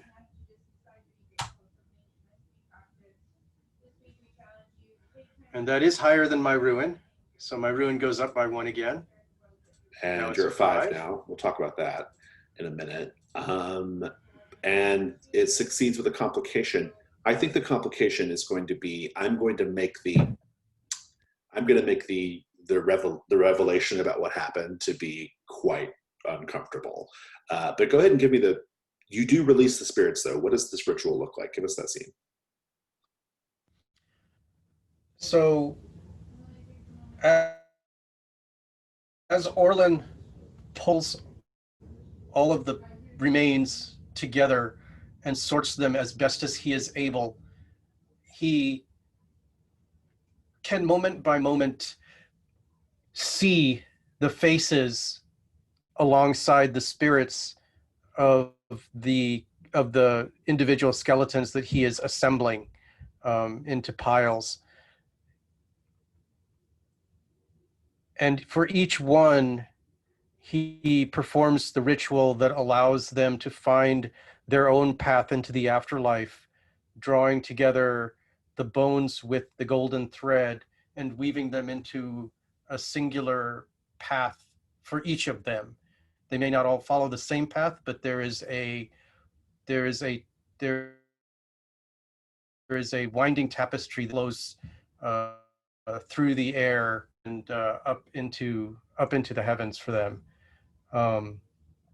And they all do look back at him gratefully for the path, even though some of them are having to struggle greatly to follow it. And as they pass you, going on to their final rest, they all whisper to you. They whisper to you a little bit of like the story about what happened there. And essentially what happened is they got trapped in the cave. The mouth of the cave was closed up for a time, and they were trapped. They were trying to reach the same temple that you're trying to reach. And Basso, realizing that this was not going to end well for anyone, that they might indeed be trapped there for a very, very long time, Basso used a poison, a venom, sacred to the heirs of Nagane, and essentially poisoned everyone to have a long-term larder, if you will, while he wrote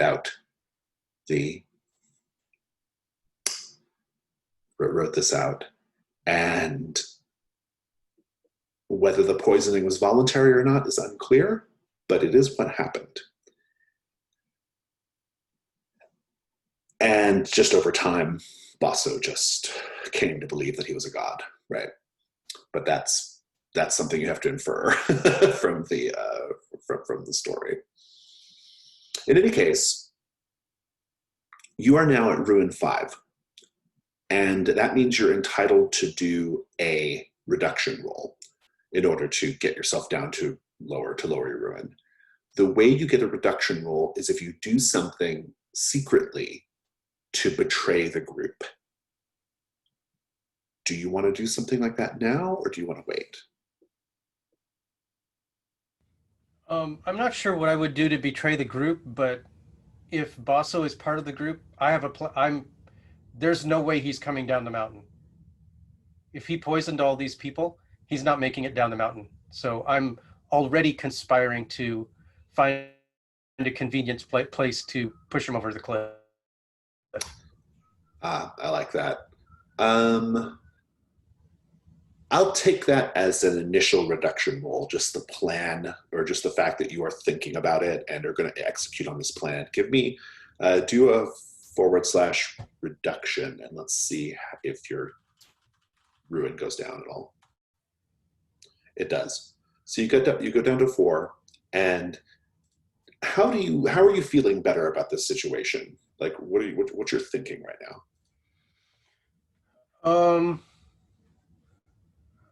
Well, I don't know that I'm feeling better about it, but I feel like justice needs to, some sort of, the rage that I've got at someone who is supposed to be taking care of his charges and instead kills them, then uses madness excuse to wash away his crimes. There's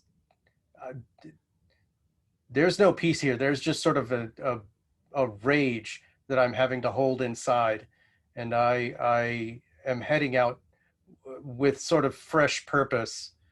The numbness in my arm is almost an afterthought now, even though it's crept up to almost my mid bicep, and it's starting to get a little like flaky. It's almost, it's completely in the back of my mind. I'm more focused on an opportunity, just anything that looks like I've got a decent chance to take him out before any of us. And I'm still keeping mindful of anything he offers us to eat. Very good. A quick moment back at the shelter. Eliseo and Cassian, you're rifling around through your packs, and you both find something that you brought with you, a memento of home. What is it?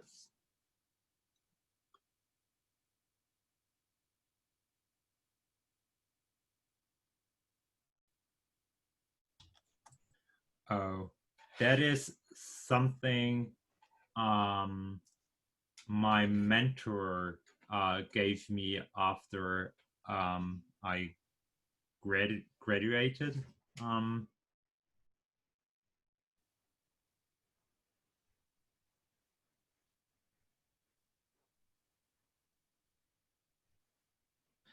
And I think that is a little ritual knife.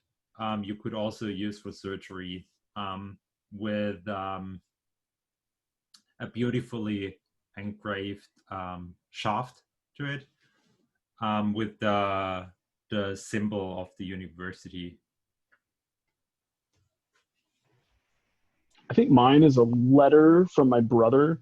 I think my brother went through a lot of lengths to get me out of whatever cult I was a part of. And this letter was his sort of last letter saying, if you get past this blockade and you get through this section of the forest or whatever, I'll be waiting here for you. And he was, and it worked out perfectly. And I use it as like a motivating factor of, this is the length that he went to free me from my prison, and I strive to do the same for him. Thank you. So it passes ring 3. Let's take a quick, just a quick 2-minute water break, and then we'll come back into ring 4. And so the 4 of you are continuing up the mountain. The weather is getting much more ominous, much more dangerous. At a certain point, you see that a heavy rain is soaking a trio of bedraggled wildcat cubs clustered around a rock fall, likely where their parents have been crushed. You start to feel the sensation of countless unseen creatures watching you as you trek across a particularly wide, flat field of snow. At one point, there's a single bare tree, the first tree you've seen in quite a while, and a lightning strike just strikes it, sets it on fire, smites it from the mountainside. And you're getting closer and closer to the top of the peak. In fact, you can see the ruins of the temple complex at the top. It's within eyeshot. But the storm that is roiling up above, the storm is alive. It has claws and teeth of a sort. The wind cuts like 1,000 knives and screams like 1,000,000 demons. You see within this swirling storm creatures formed of elemental wind, suggestions of shapes with wings and tails and serpentine necks. They are blocking the way. You have to find a way past this living storm. You can see beyond the storm your goal, but I'm going to go around the table and find out what you're each doing. I will tell you that Basso, at one point, steps at the front of the group and does a Gandalf sort of situation where he raises his arms high and commands these foul demons of air and water and wind to be gone, right? And they do not respond. In fact, they probably get angrier. And yeah, so I'm gonna go around the table. Alicio, what is your current state of dress? Like, how are you? As you get closer to the temple, how is that affecting you? Also, I want to know from you, Orlin, how bad is your arm at this point? Just going around the table, what is everyone doing? What's everyone thinking? We'll start with Alicio. So Alicio is inventing the pre-alpha version of an air ventilated jacket.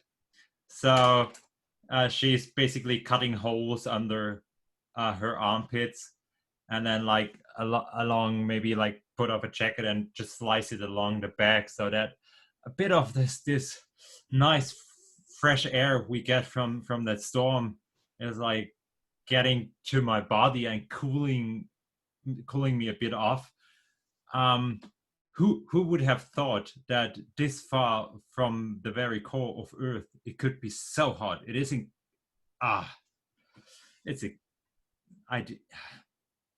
It's weird, in fact.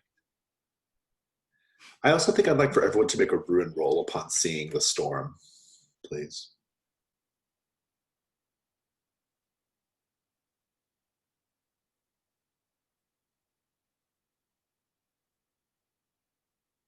Everyone but Orlin is going up, it looks like. I see a 6 dark, a 5 dark. This is your first condition, right, Cassian? Yeah.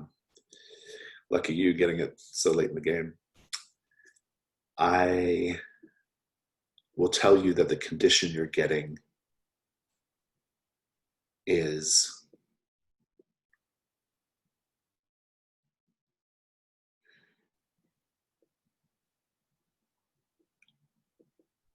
you have a secret boiling and bubbling on your tongue, desperate to be free. Think about what that secret is and when and whether you reveal it. But let's just focus on the storm for now. Orlin, how are you responding to the storm?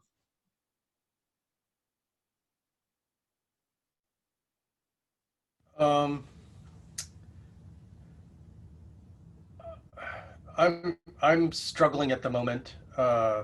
Orlin is, not Merwin. Orlin is struggling at the moment. He's been searching this whole time for any opportunity to remove Basso from the equation, but it seems like we're going to have to wait until we actually reach the temple to do anything about him, because I either can't get a moment alone, a convenient moment alone with him, or I've been busy fighting off my arm, fighting off my own body as a distraction. As far as dealing with the storm, there's no shelter, there's no cover, there's no reprieve. I'm going to do my best to fashion a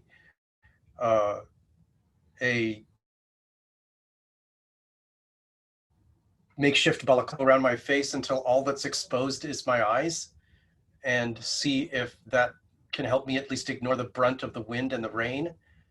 And I'm going to make sure that my companions are lashed to me securely by the rope, and make sure that Basso's connection is a little less sturdy. I'm not interested if he goes astray.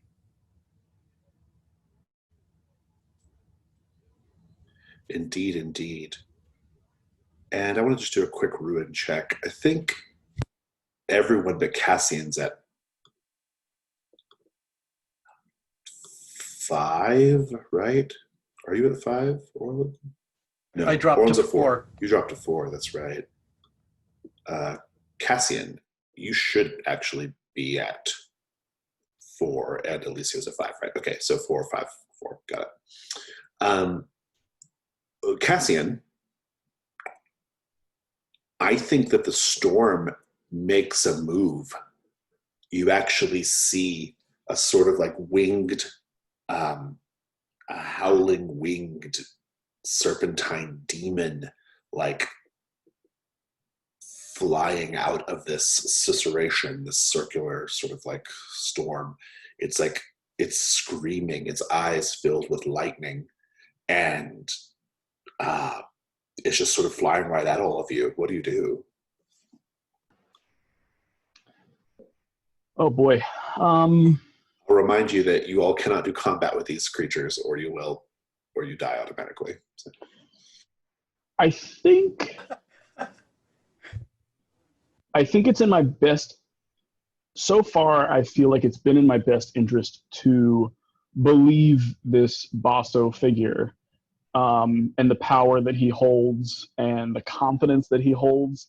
Because if I'm right, then, you know, my mind throughout all of this is suddenly I'm like the follower in the Mummy movie of like the guy who has all the rituals from all the different religions, and it's like, I don't care which one, as long as one of them's right, it's good for me.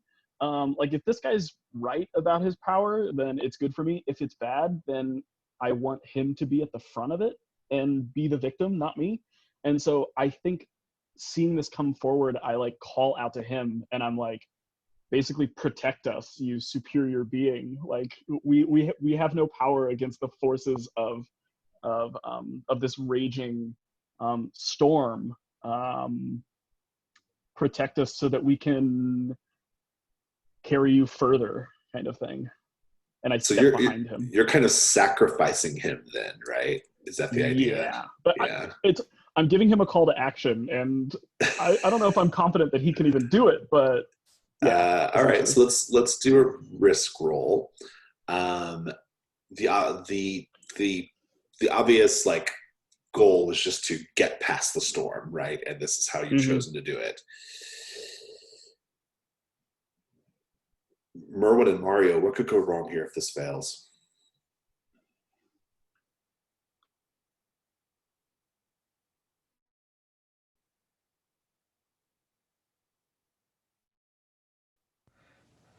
Well, an easy thing is one of us could be blown off the mountain, but that's pretty extreme.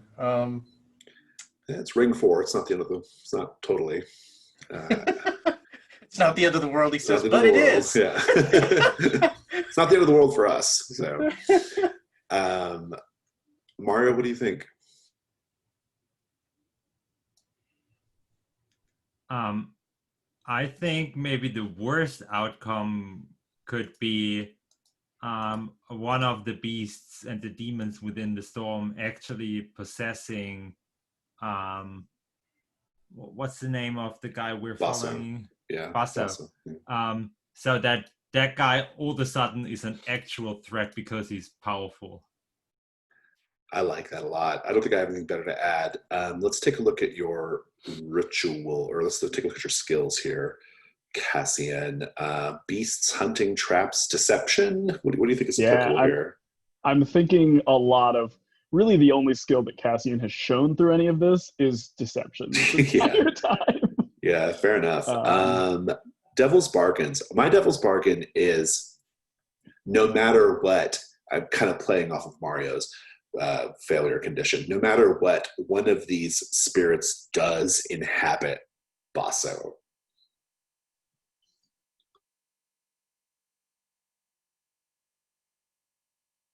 Any other offers on the table? I think it would be equally interesting to have one of the spirits. I mean, if a spirit's going to possess anyone, and Cassian is already subservient to, or receptive to being subservient, the spirits could just as easily possess him and put him in contention with Basso.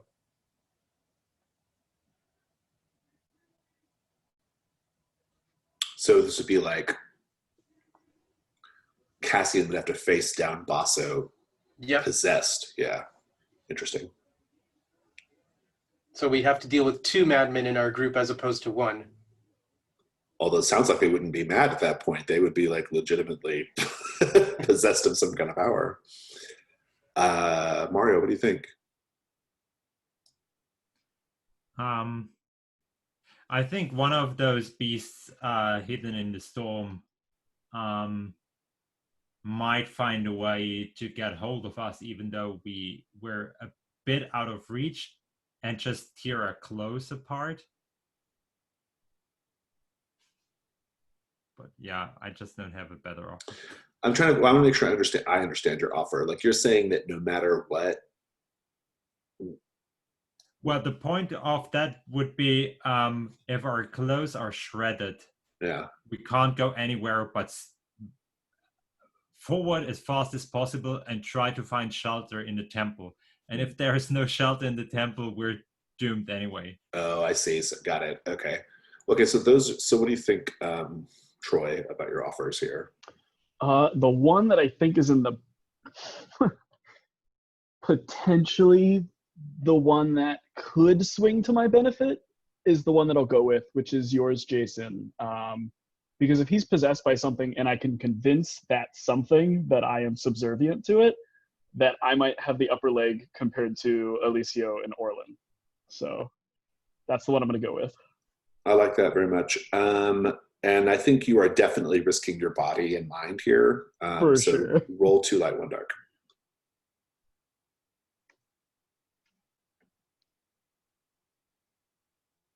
I'll take it.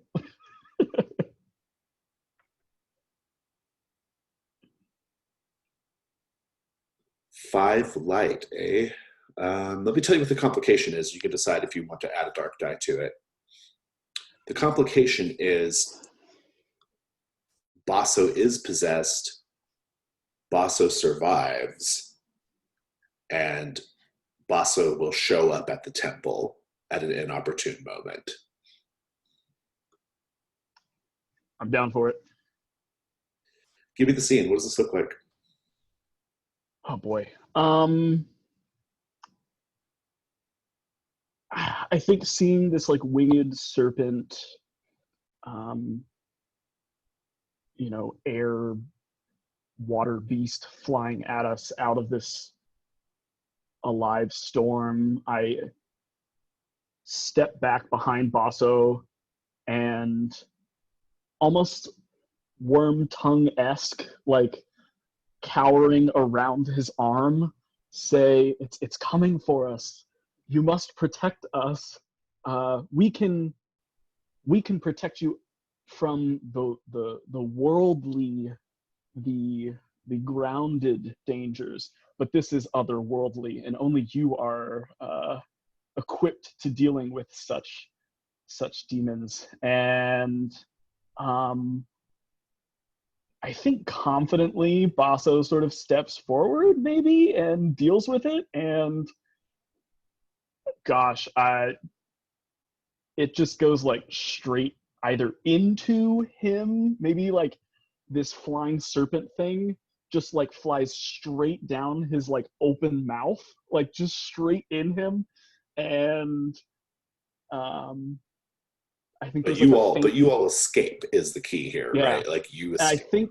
I think sort of like as it's entering him and going in, we see like his eyes glowing like a bright icy blue, and the rest of the storm seems interested and like interested in Basso as an outlet for its like rage and intensity, and it just all funnels in to Basso, and we just take that. It's whether it's me or probably in reality one of the other two characters who's just like, this is our opportunity. Maybe this is Merwin. Maybe this is Orlin, like taking the opportunity to sort of abandon him, and you just say like, let's go, this is our chance. You unhook him and we just sprint. Yeah, go ahead, Alicio. Yeah, so whenever the two of you are in front of me, I just calculate my chances within this wild, for some reason, sentient storm, which is not really logic, is not to be found in books, but I just calculate my chances in there. And then I would like to perform my bind ritual to slow you down. And once I'm once I'm crawling past you, the two of you are more likely to be hit by lightning than I am. So my chance of survival is way higher. This is for a reduction roll, I take it? Yeah, absolutely. Yeah. I like it as a reduction roll. I don't need you to make a risk roll for the ritual. I like it. So you're slowing them down so you can get there first and be safer. I like that. Roll reduction. Let's see how that goes.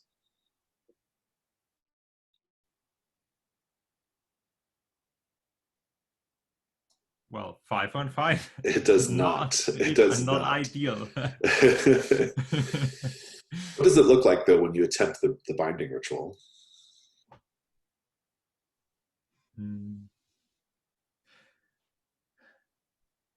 Yeah, again, I think it is some sort of like meditation, but this time as I need to focus on something that is a moving target. It is more something of me just mumbling, slow them down, and that becoming a mantra. But I think I'm so put off by all this crazy lightning, and by the fact that I'm trying to survive in a sentient storm. Like, yeah, that just doesn't make sense. So the ritual is not as effective as I maybe no one can hear the words, right? Like maybe whoever needs to hear it can't hear it over the storm, right? And along with that, maybe we don't hear you actively praying for us to fall behind you. Indeed. You get away with it. I will tell you that you do get past the storm, at least the sentient storm anyway. And as you get past it, you're getting closer to the peak. You're getting closer to the temple. You have to edge along narrow precipices, balance on slopes covered in loose gravel and old snow. You are there. You are getting there. I think you will all look over your shoulder at the sentient storm you've just escaped, and you will see Basso floating in the air like storm or uh, the Mortal Kombat Raiden, right? Like floating in the air and like eyes glowing with lightning and just hands spread out. I mean, truly a godlike figure, like he's always wanted to be. I think that's enough to provoke a ruin roll on everyone. This could be the ruin roll that defeats Eliseo.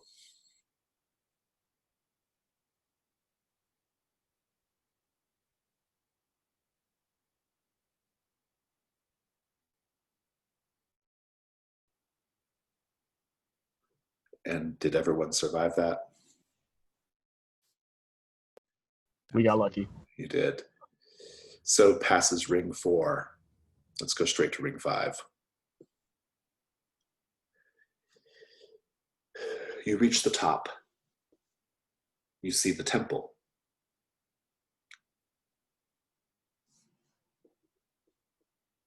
The stone pillars, the sagging roofs. There is shelter here. There's not much temple left, but it's there. The entrance to the temple is actually marked by a gateway formed of stone pillars, like 3 slabs of stone, like 2 upright and 1 laying across them.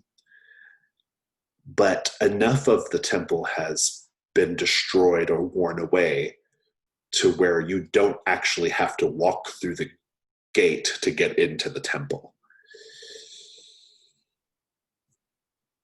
Do the 3 of you, do you enter the temple? And if so, do you go through the gate or do you go outside the gate?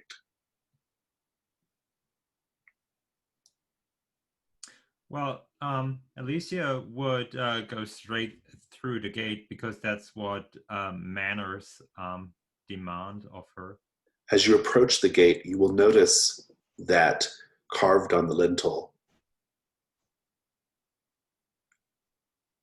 are the words, "Give your fears to the wind." It wants you to. You can interpret it probably as call out your fears to the wind and let them be carried away. Do you do that?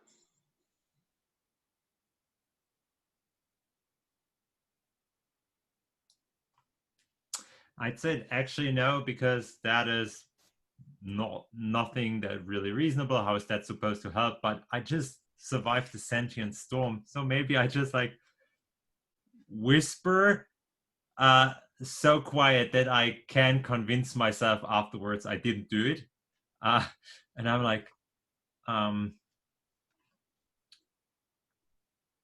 don't want to die unknown. Very good.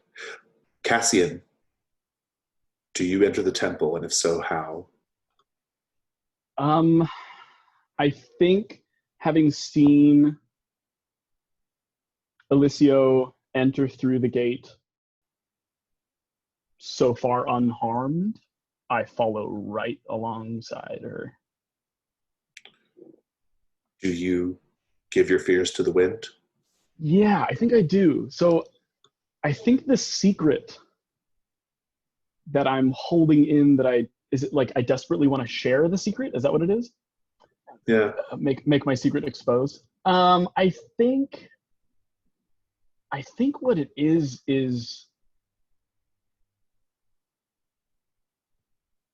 and I think I only want to do this knowing that we're playing Trophy Dark and that my drive is very temporary.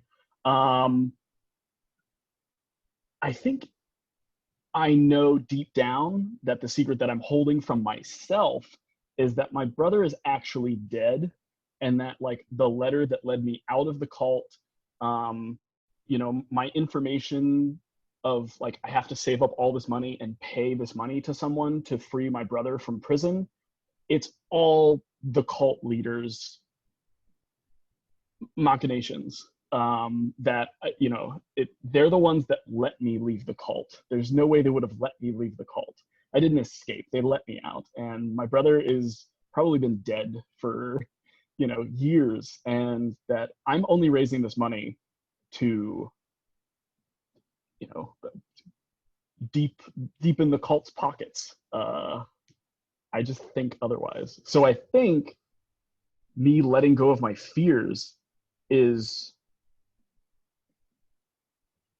I don't think there's anything verbal. I don't think is the wording like let go of fears or scream out fears? Like, what was the wording of it?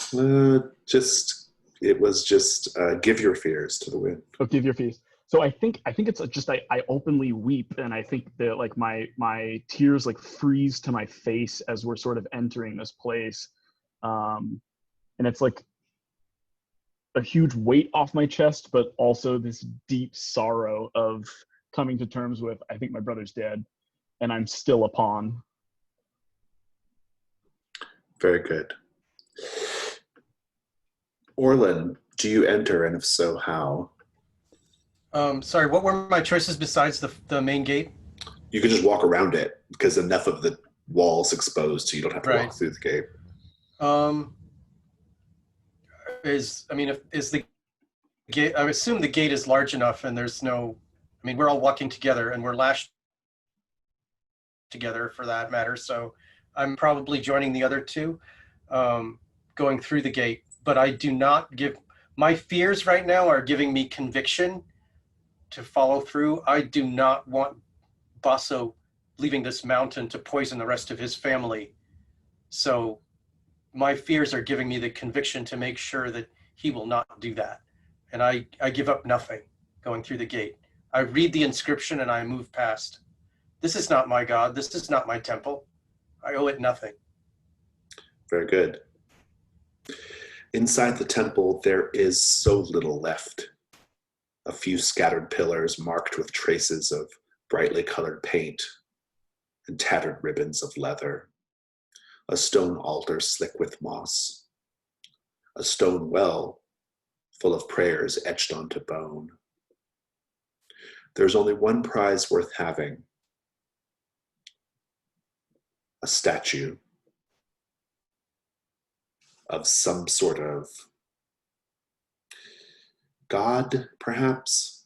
It's the image of a man in any case, holding a javelin of lightning. And it's the javelin that is the thing of value here. It's a smoky, off-white sort of crystal studded with sapphires. It can be removed from the statue's hands and it will fetch a very pretty penny.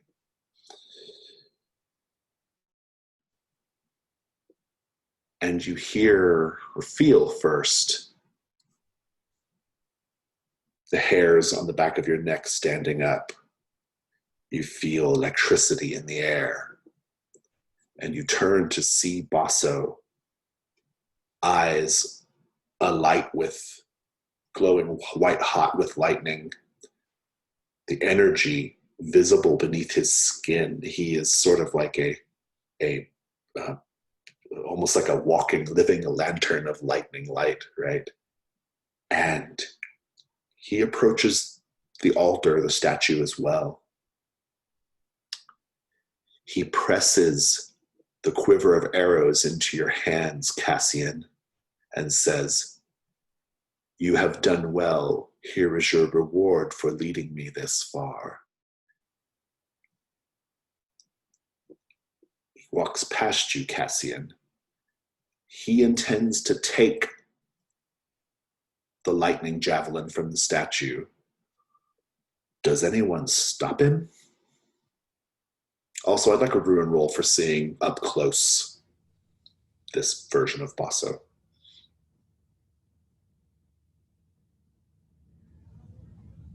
Oh, so we're all rolling ruin? Okay.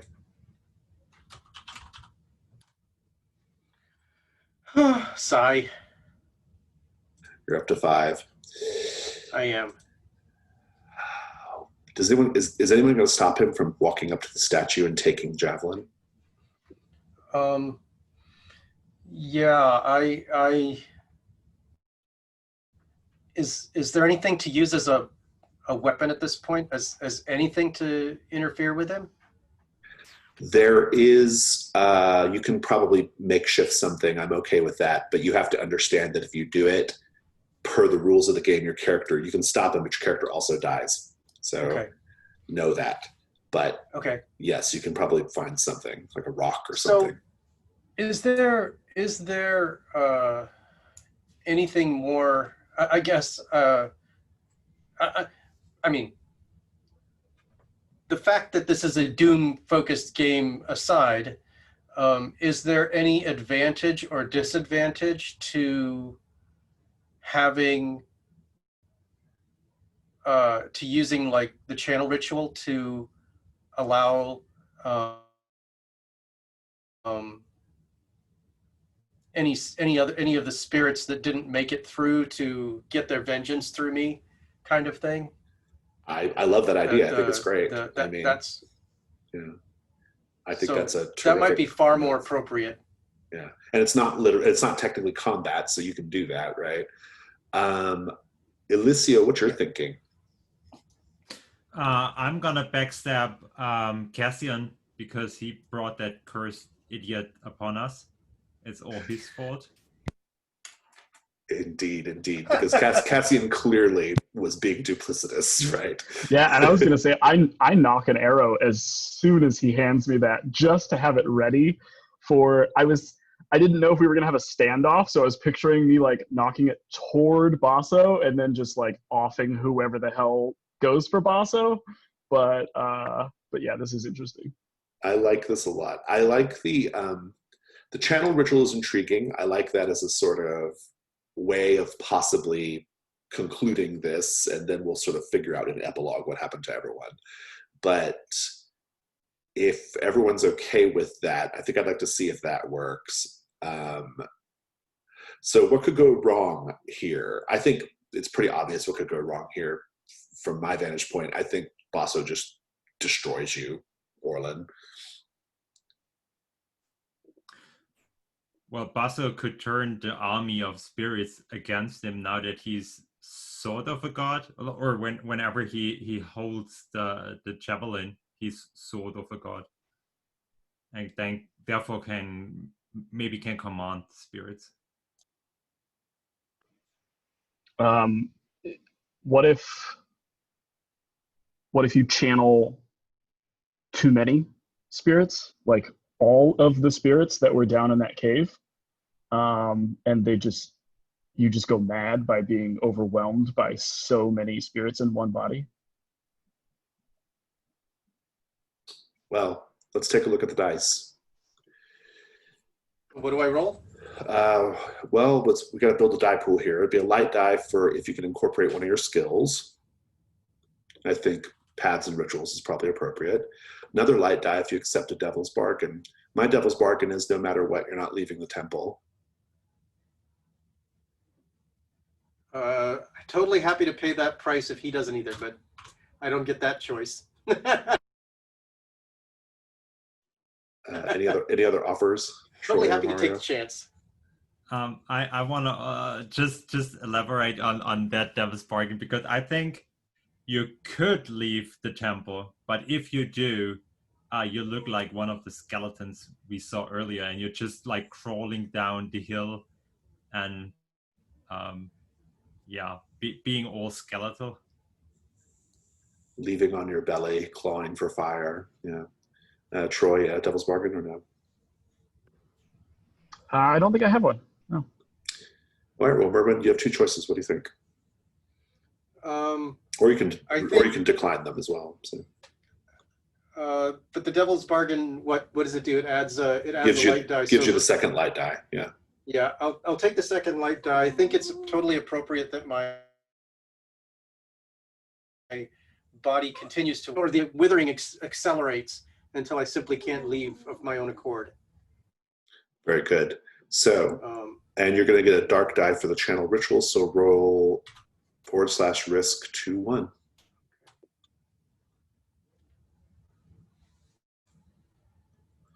Five light. You are going to succeed. The complication here is, I think the complication here is if anyone takes the javelin among any of you, you become the long dead sky god.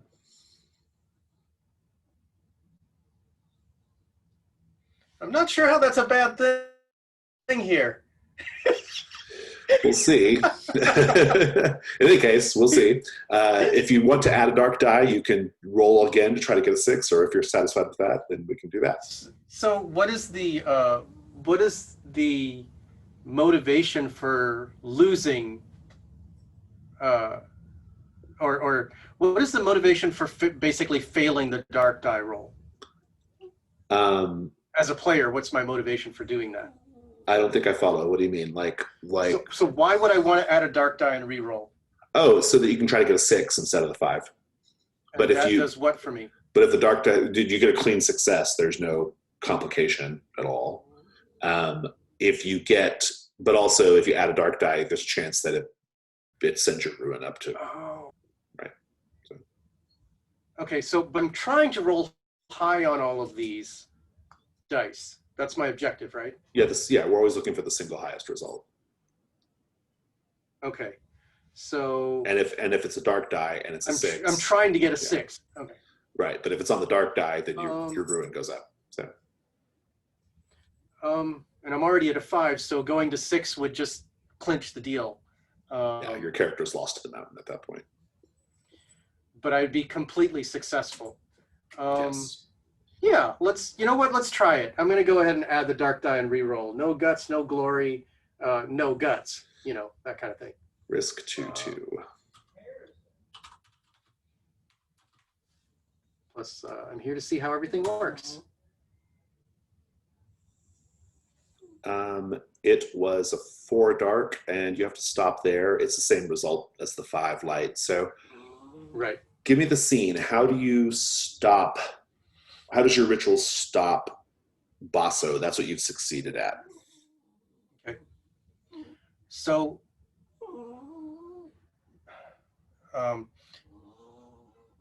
Percy, stop it. My dog's whining. Sorry. So I'm going to reach out to grab Basso to basically stop him from moving toward the idol, and for whatever reason, I miss him with my good hand, and I can only fumble to grab him with my withered hands. I am receptive to all the spirits who have been wronged by him, all of his countrymen who he sacrificed to further his life and his ego.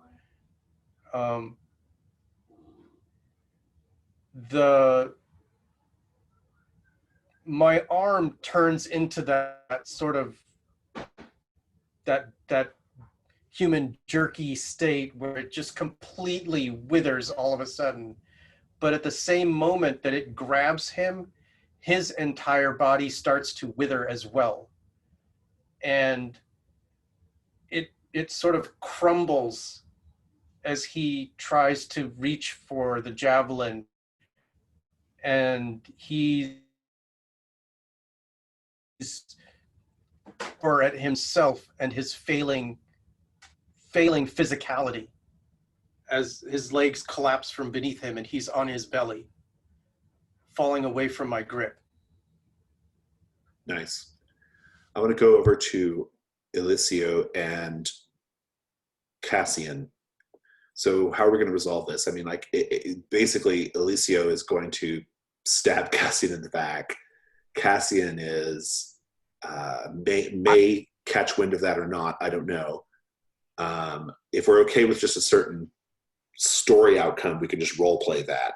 Otherwise, we can just do like a die roll off or something.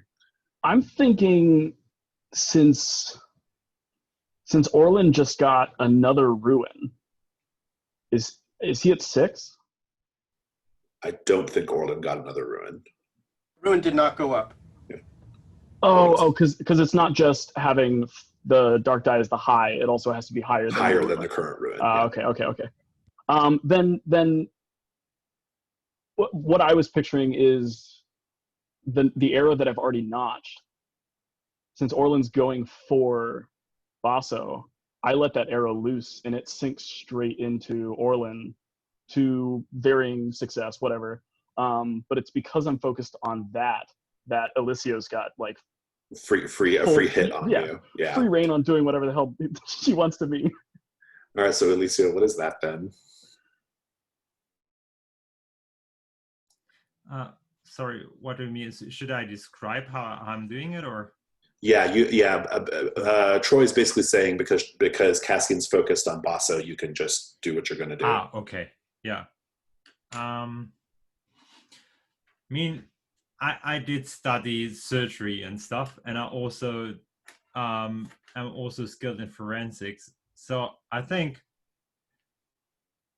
you're quite lucky because you just fall dead and you're dead before your body hits the ground. It's quite a precise strike, I guess. And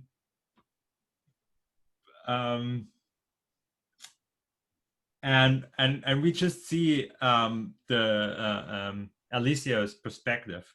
She stands behind you, and you fall over, and we see your body going all limp while falling, and then we see the arrow sticking out out of Orlin, and then we see how Orlin actually turned Basso into dust, and I see after we see everybody fall, I just see this gorgeous, precious javelin, and I go for it. And at this point, are you completely exposed to the elements? Is there a roof on on top of the temple, or? It's a little shaggy, but yeah, it's there. But still, I just committed. Even though I think I've got reason to it, I committed a crime, and I think to be able to murder somebody, I need to be in some sort of irrational state of mind. And therefore, I think I just go grab it and don't consider the consequences, which is very unlikely, Alicia. I think this is how we're going to end the scene. We're going to have an epilogue. Everybody will be able to epilogue. But I basically think we end this incursion with Eliseo taking the lightning javelin from its place. A bolt of lightning crashing through the roof of the temple, hitting the javelin, and out of this like hot, lightning blasted space, we see a titanic winged serpent rising up in the place where Eliseo was. It coils and rises. It is too big for the temple itself. It rises up through the hole in the roof, and we just see it spread its white wings over the peak of the mountain with a storm roiling in the sky. We're going to take a quick 1 or 2 minute break so you can think about your epilogues. I will remind you, Merwin, that your character has to end crawling down the mountain in some state of decay, but you can otherwise narrate whatever you want in the future. For those of you whose characters are dead or gone, you can narrate just how the world has changed because of your absence.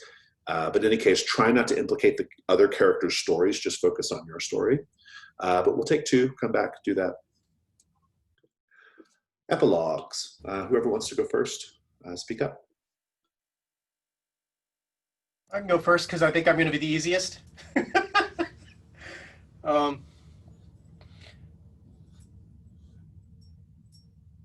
The last thing I remember seeing is Eliseo being struck by lightning,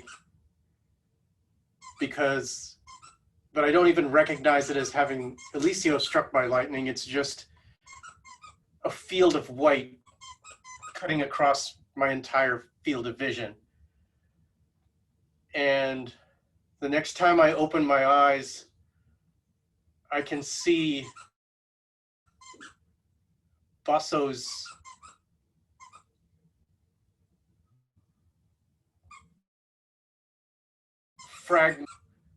those desiccated, fragmented remains on the ground next to me, and my own arm looking a lot like those pitiful creatures that we met coming up the mountain. And I struggle to my feet, and I see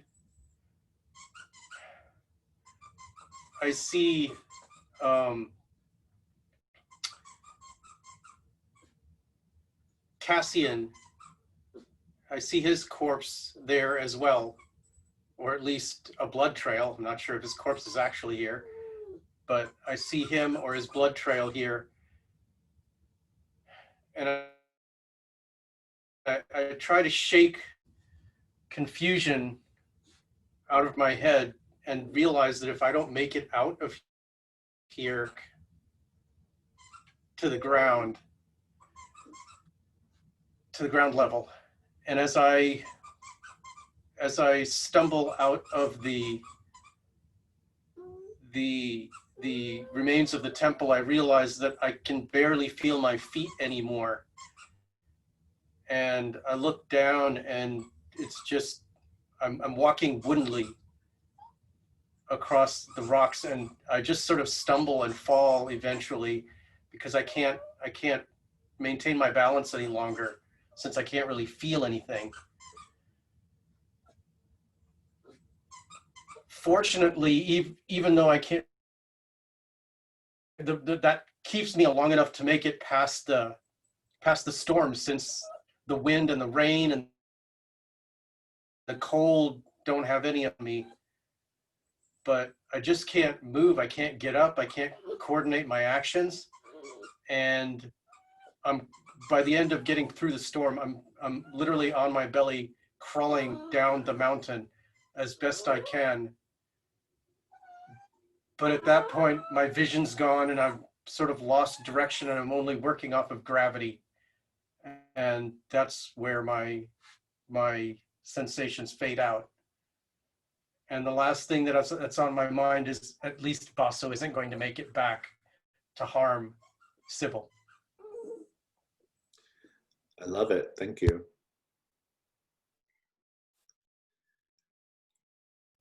Whoever wants to go next. I think mine might depend on what Alicio does. If you've got Sure. yours in mind, go ahead. Yeah. I think we see a story repeating. And this time, as Alicio became the new winged serpent of the mountain, she gathers followers and monks to rebuild the temple. And those are happy times, at least for Alicio, until that one day. She realized she isn't the smartest person. She isn't that researcher she believes to be, but a winged dragon. And then she devours the monks, and nobody's there anymore to take care of the temple and to take care of Alicio, and everything falls to rot and decay again. I love it. Thank you. Cassian. I was thinking the same thing. I think it's like a super fast time lapse showing of like snow falling into the temple and then wind blowing it all out and like all these different weather, and then the temple being rebuilt and then seeing it decay again, and another group of adventurers come and someone takes the spear and it gets rebuilt again, and it's just this never-ending circle of like the storm chaos or whatever. I love it. Let's do stars and wishes to debrief. So stars are things that you enjoyed about the session, scenes, anything about the story, bits of role play, whatever. Wishes are things that maybe you wish you'd seen in the story, or that if you were to play Trophy Dark again, things that you might do differently. or maybe nothing. Maybe you have no wishes. In any case, things you enjoyed and things for the future, stars and wishes. I'll start with stars. I really, I enjoyed the story. I thought the story was really good. And I was particularly happy with how we kept reincorporating details that had been kind of laid out by other players and myself, right?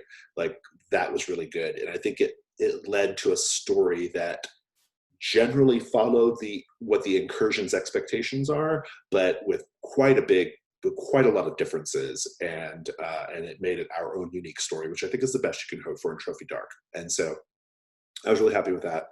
And then I also thought that everyone just did a really good job with the role play and kind of portraying their characters and giving us glimpses into what those characters were all about. As far as wishes go, I don't know if I have anything super concrete for wishes, but I do sort of, I did kind of love the alternate timeline where we got the Death Frost Doom ending, where the spirits like ran down the mountain and started causing havoc. I thought that was really interesting, and I would have liked to have seen something like that. But having said that, I thought it was a great ending, but I did quite like that potentiality. So in any case, those are my stars and wishes. Whoever wants to go next. Stars for me, a first endeavor into playing games online with strangers was great for me. Another star is my first experience playing Trophy as a player, and I really liked it. I liked recognizing how much agency players have in Trophy with the Devil's Bargains and stating failures and stuff like that. In theory, reading the rules and running it, I'm like, oh yeah, this gives players agency, but to actually feel that agency as the player is really nice to experience. You guys were great to have dialogue with, and I agree with Jason, bouncing off of each other's details and drives and motivations and stuff was great.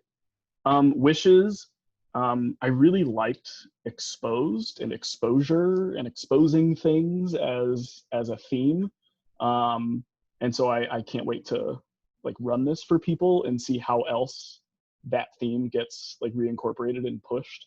I thought we did a really great job, and it's a theme that I'd like to see again, I guess. But that's it for me. Fabulous, thank you. Whoever wants to go next. Yeah, I can go next. I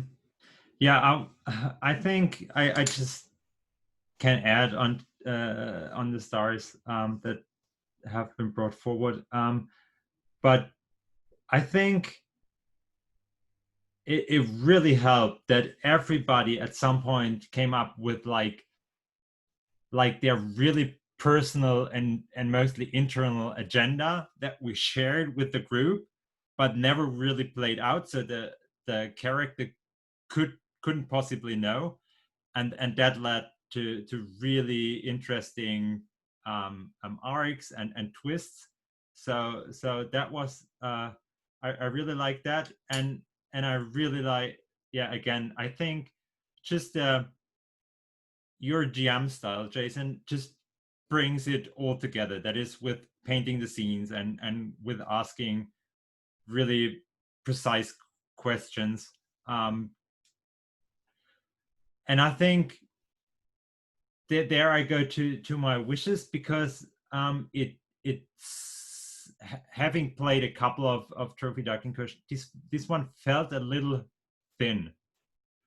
And I think we managed because we had those personal drives, and we were really open about our characters' agendas. But I think here would some sort of group concept or some sort of added ritual like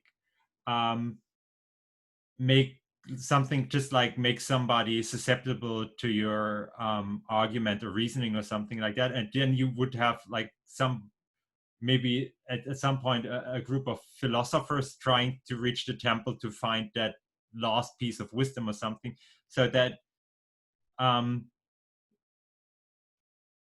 something that that mechanically supports those inner group conflicts, which one really needs for this particular incursion, I think. I'll let you know, just so you're aware, Yeah.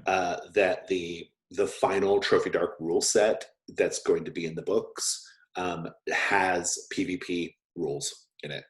Oh, nice. Yeah, and they are not ready yet. I don't have the full text of them yet, but it's a priority for Jesse and I, because what we discovered is, it was a little bit of a blind spot, because the way Jesse and I play role-playing games is player versus player conflict gets sort of negotiated at the table as players, much like we did today, right? And what we discovered is that many play groups needed something to arbitrate that.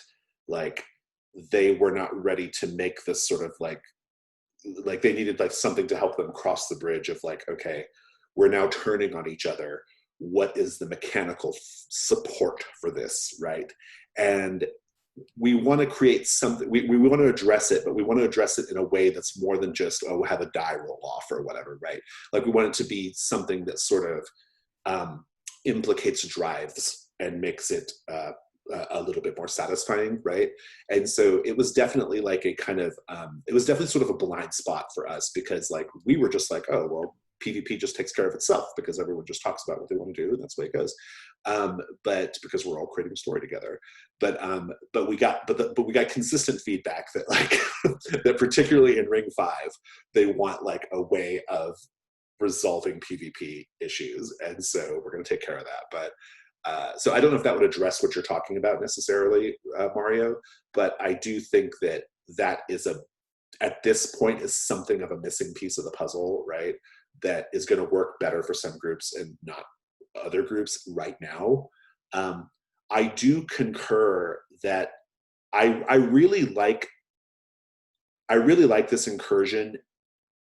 This incursion is a lighter touch than many other incursions, and that has a distinct advantage, which means there's a lot of space to fill in, right? So like, I was able to create the Basso character and do things like that, right? And it's easy to navigate because the text is pretty focused and efficient. On the other hand, I do think it is probably a little thin. It's a little closer to Tomb of the 10,000 Dreams, which is the first Trophy Dark incursion, which is also a little thin. Since that's been published, Trophy Dark incursions are they have like more specific questions. They're a little more fleshed out, and so I think it's just I think that Ascent, I think there's a version 2.0 of Ascent that has a little bit more of a point of view and a perspective that comes out in the text, right? So I don't know if that answers what you're talking about there or not, but these are sort of some of my feelings about it as I was running it, you know? It's very easy to run, but it is perhaps a little too undefined, right? As far as incursions go. So, yeah. I had a thought while you were describing that about the PvP and how we were able to so successfully deal with those inner party conflicts. Is I think a lot of it comes to the philosophy of the play to lose. Like, if you fully embrace it, it's less of the I want to win this argument with someone else, and more like we're almost waiting for the other players to give us a really good motivation for me to go along with, so that I can see my character fail. You know, like, we kept role playing until one of us was like, oh, that is the perfect motivation to get my character to succumb to like what you were saying. I think the buying into the play to to lose really helps there. Yeah, and I think that was our initial response to those requests, right? Which was, well, look, if you're playing in the spirit of the game, it should go like this, and you shouldn't need a PvP mechanic, right? But we were given some examples of specific incursions where the a hard PvP mechanic would be very helpful, and so we agreed ultimately, but we want to do it in a way to where it enriches the story. It's not just a hard conflict resolution issue, right? That there's actually a narrative focus as well. So it's something that it's something that's on our minds, right? We're definitely not going to, like, there's no way in heck we're going to let like the rest of the experience be degraded by having a PvP mechanic, right? It will be a additive thing. Yeah, I'm interested to see how mixing in trophy rules already, like players dictating failure states and devil's bargains, how that sort of plays into that PvP negotiation. It's a little really cool. Yeah, it's a little in progress, but fortunately, what's nice is we can do that because we're sort of still finalizing the rule set. Everyone's been doing kind of a beta trophy dark for the last 2 years, right? Cool. Merwin, sorry, we left you there for a long time without stars and wishes. You want to do your stars and wishes? I know we're a little past time, but if you want to go ahead and just get those knocked out, that'd be great, Merwin. And you're muted as well, Merwin. I don't know if you're aware of that.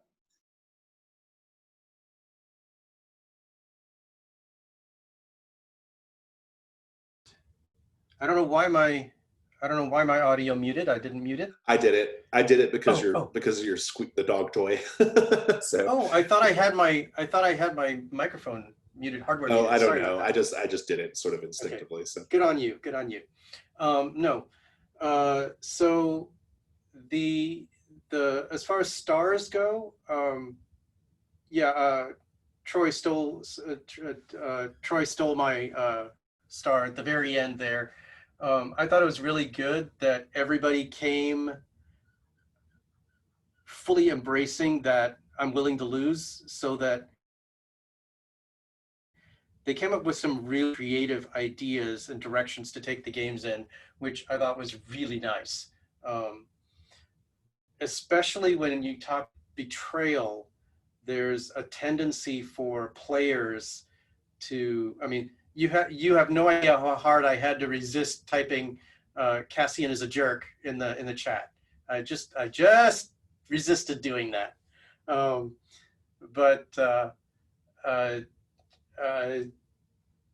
That sort of ability to say and allow people to have intra-party conflict is pretty important in a game like this, and to be able to allow that and to let it go free is a really, really good quality for all the players and the GM to be able to manage. So I think that's the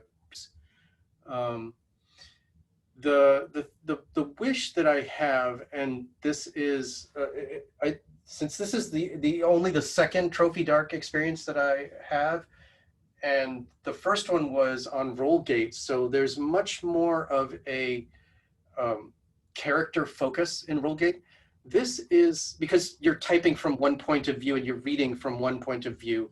There's less of that GM agency. So when I'm playing Trophy Dark and you're GMing, Jason, I'm almost feeling as if it's a shared selling experience rather than a contributive role playing experience in any sense. So we're not so much playing individual roles as we are negotiating a story outcome. And I don't know if that's a good or bad thing. I just make that as an observation. One of the things that I bought into Trophy for in the first place, that I bought to get all the fancy stuff. So, and Richter. But in any case, the reason I bought into it was because I really enjoyed the story building aspect. how you ask questions, how you structure the story. But there's a part of me that's a little concerned that we build out the story at the cost of building out character. Does that make sense? I think it does make sense. I think that. So I think my answer is that Trophy Dark is meant to be a one-shot. And so by virtue of the fact that it's a one-shot, the shared story is automatically more important than the individual characters, because we will, A, never see these characters again, and B, you have to get to a conclusion, right? Like you must, we sort of find these characters like 3/4 of the way, and the story we're telling is that last 1/4, and we have to like complete it. And so as a one-shot game, Trophy Dark is probably more concerned with the overall narrative than it is individual like character concerns, right? Having said that though, it's a little bit on the players to decide how much of that influences their you know, their gameplay, I guess. I mean, ultimately, I think we, like in this particular game, you know, we don't know a whole lot about say Orlin and his backstory with Sybil and Basso. Like there are hints of it, there are suggestions of it. We don't know like all the details. What we do know though is that you were willing to kill Sybil's brother in order to protect her, right? And so we get this like crowning moment, this sort of like 1/4, or this sort of like this sort of climax of your character's history is what we're role playing, right? And we necessarily have to keep a lot of it vague. Now, having said all that, that's Trophy Dark. Trophy Gold is a different game, and Trophy Gold is campaign play for one thing, but also it assumes, because it's campaign play, it assumes multiple sessions. It has many more tools available for character progression and developing character backstory. And so it's probably what you probably want, or what probably answers your concern, is Trophy Gold, right? Trophy Dark is a one-shot story game, whereas Trophy Gold is a more traditional, like traditional party-based, character-based fantasy adventure game, right? So I don't know if that answers your question or not, but It does. But the way Trophy Dark works that's is how it works, right? They are quite different games. They Okay. share a core similar mechanic, but they are very different experiences. And I think the experience that you're thinking of, or that you're sort of like possibly more interested in, is the Trophy Gold experience, right? So. Okay.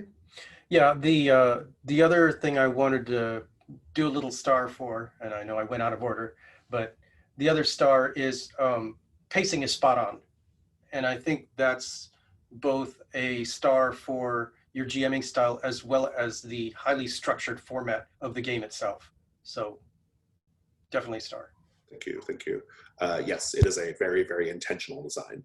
It's incredibly intentional design. Like you get a very specific kind of experience with Trophy Dark, and that structure and pacing is part of it. Great.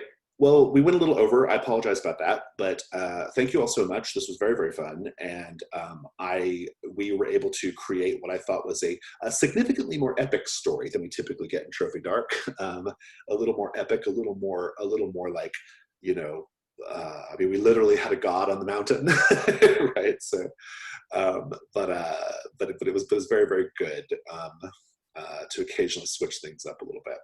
So thank you both, or all three of you rather, and I'm going to stop the recording.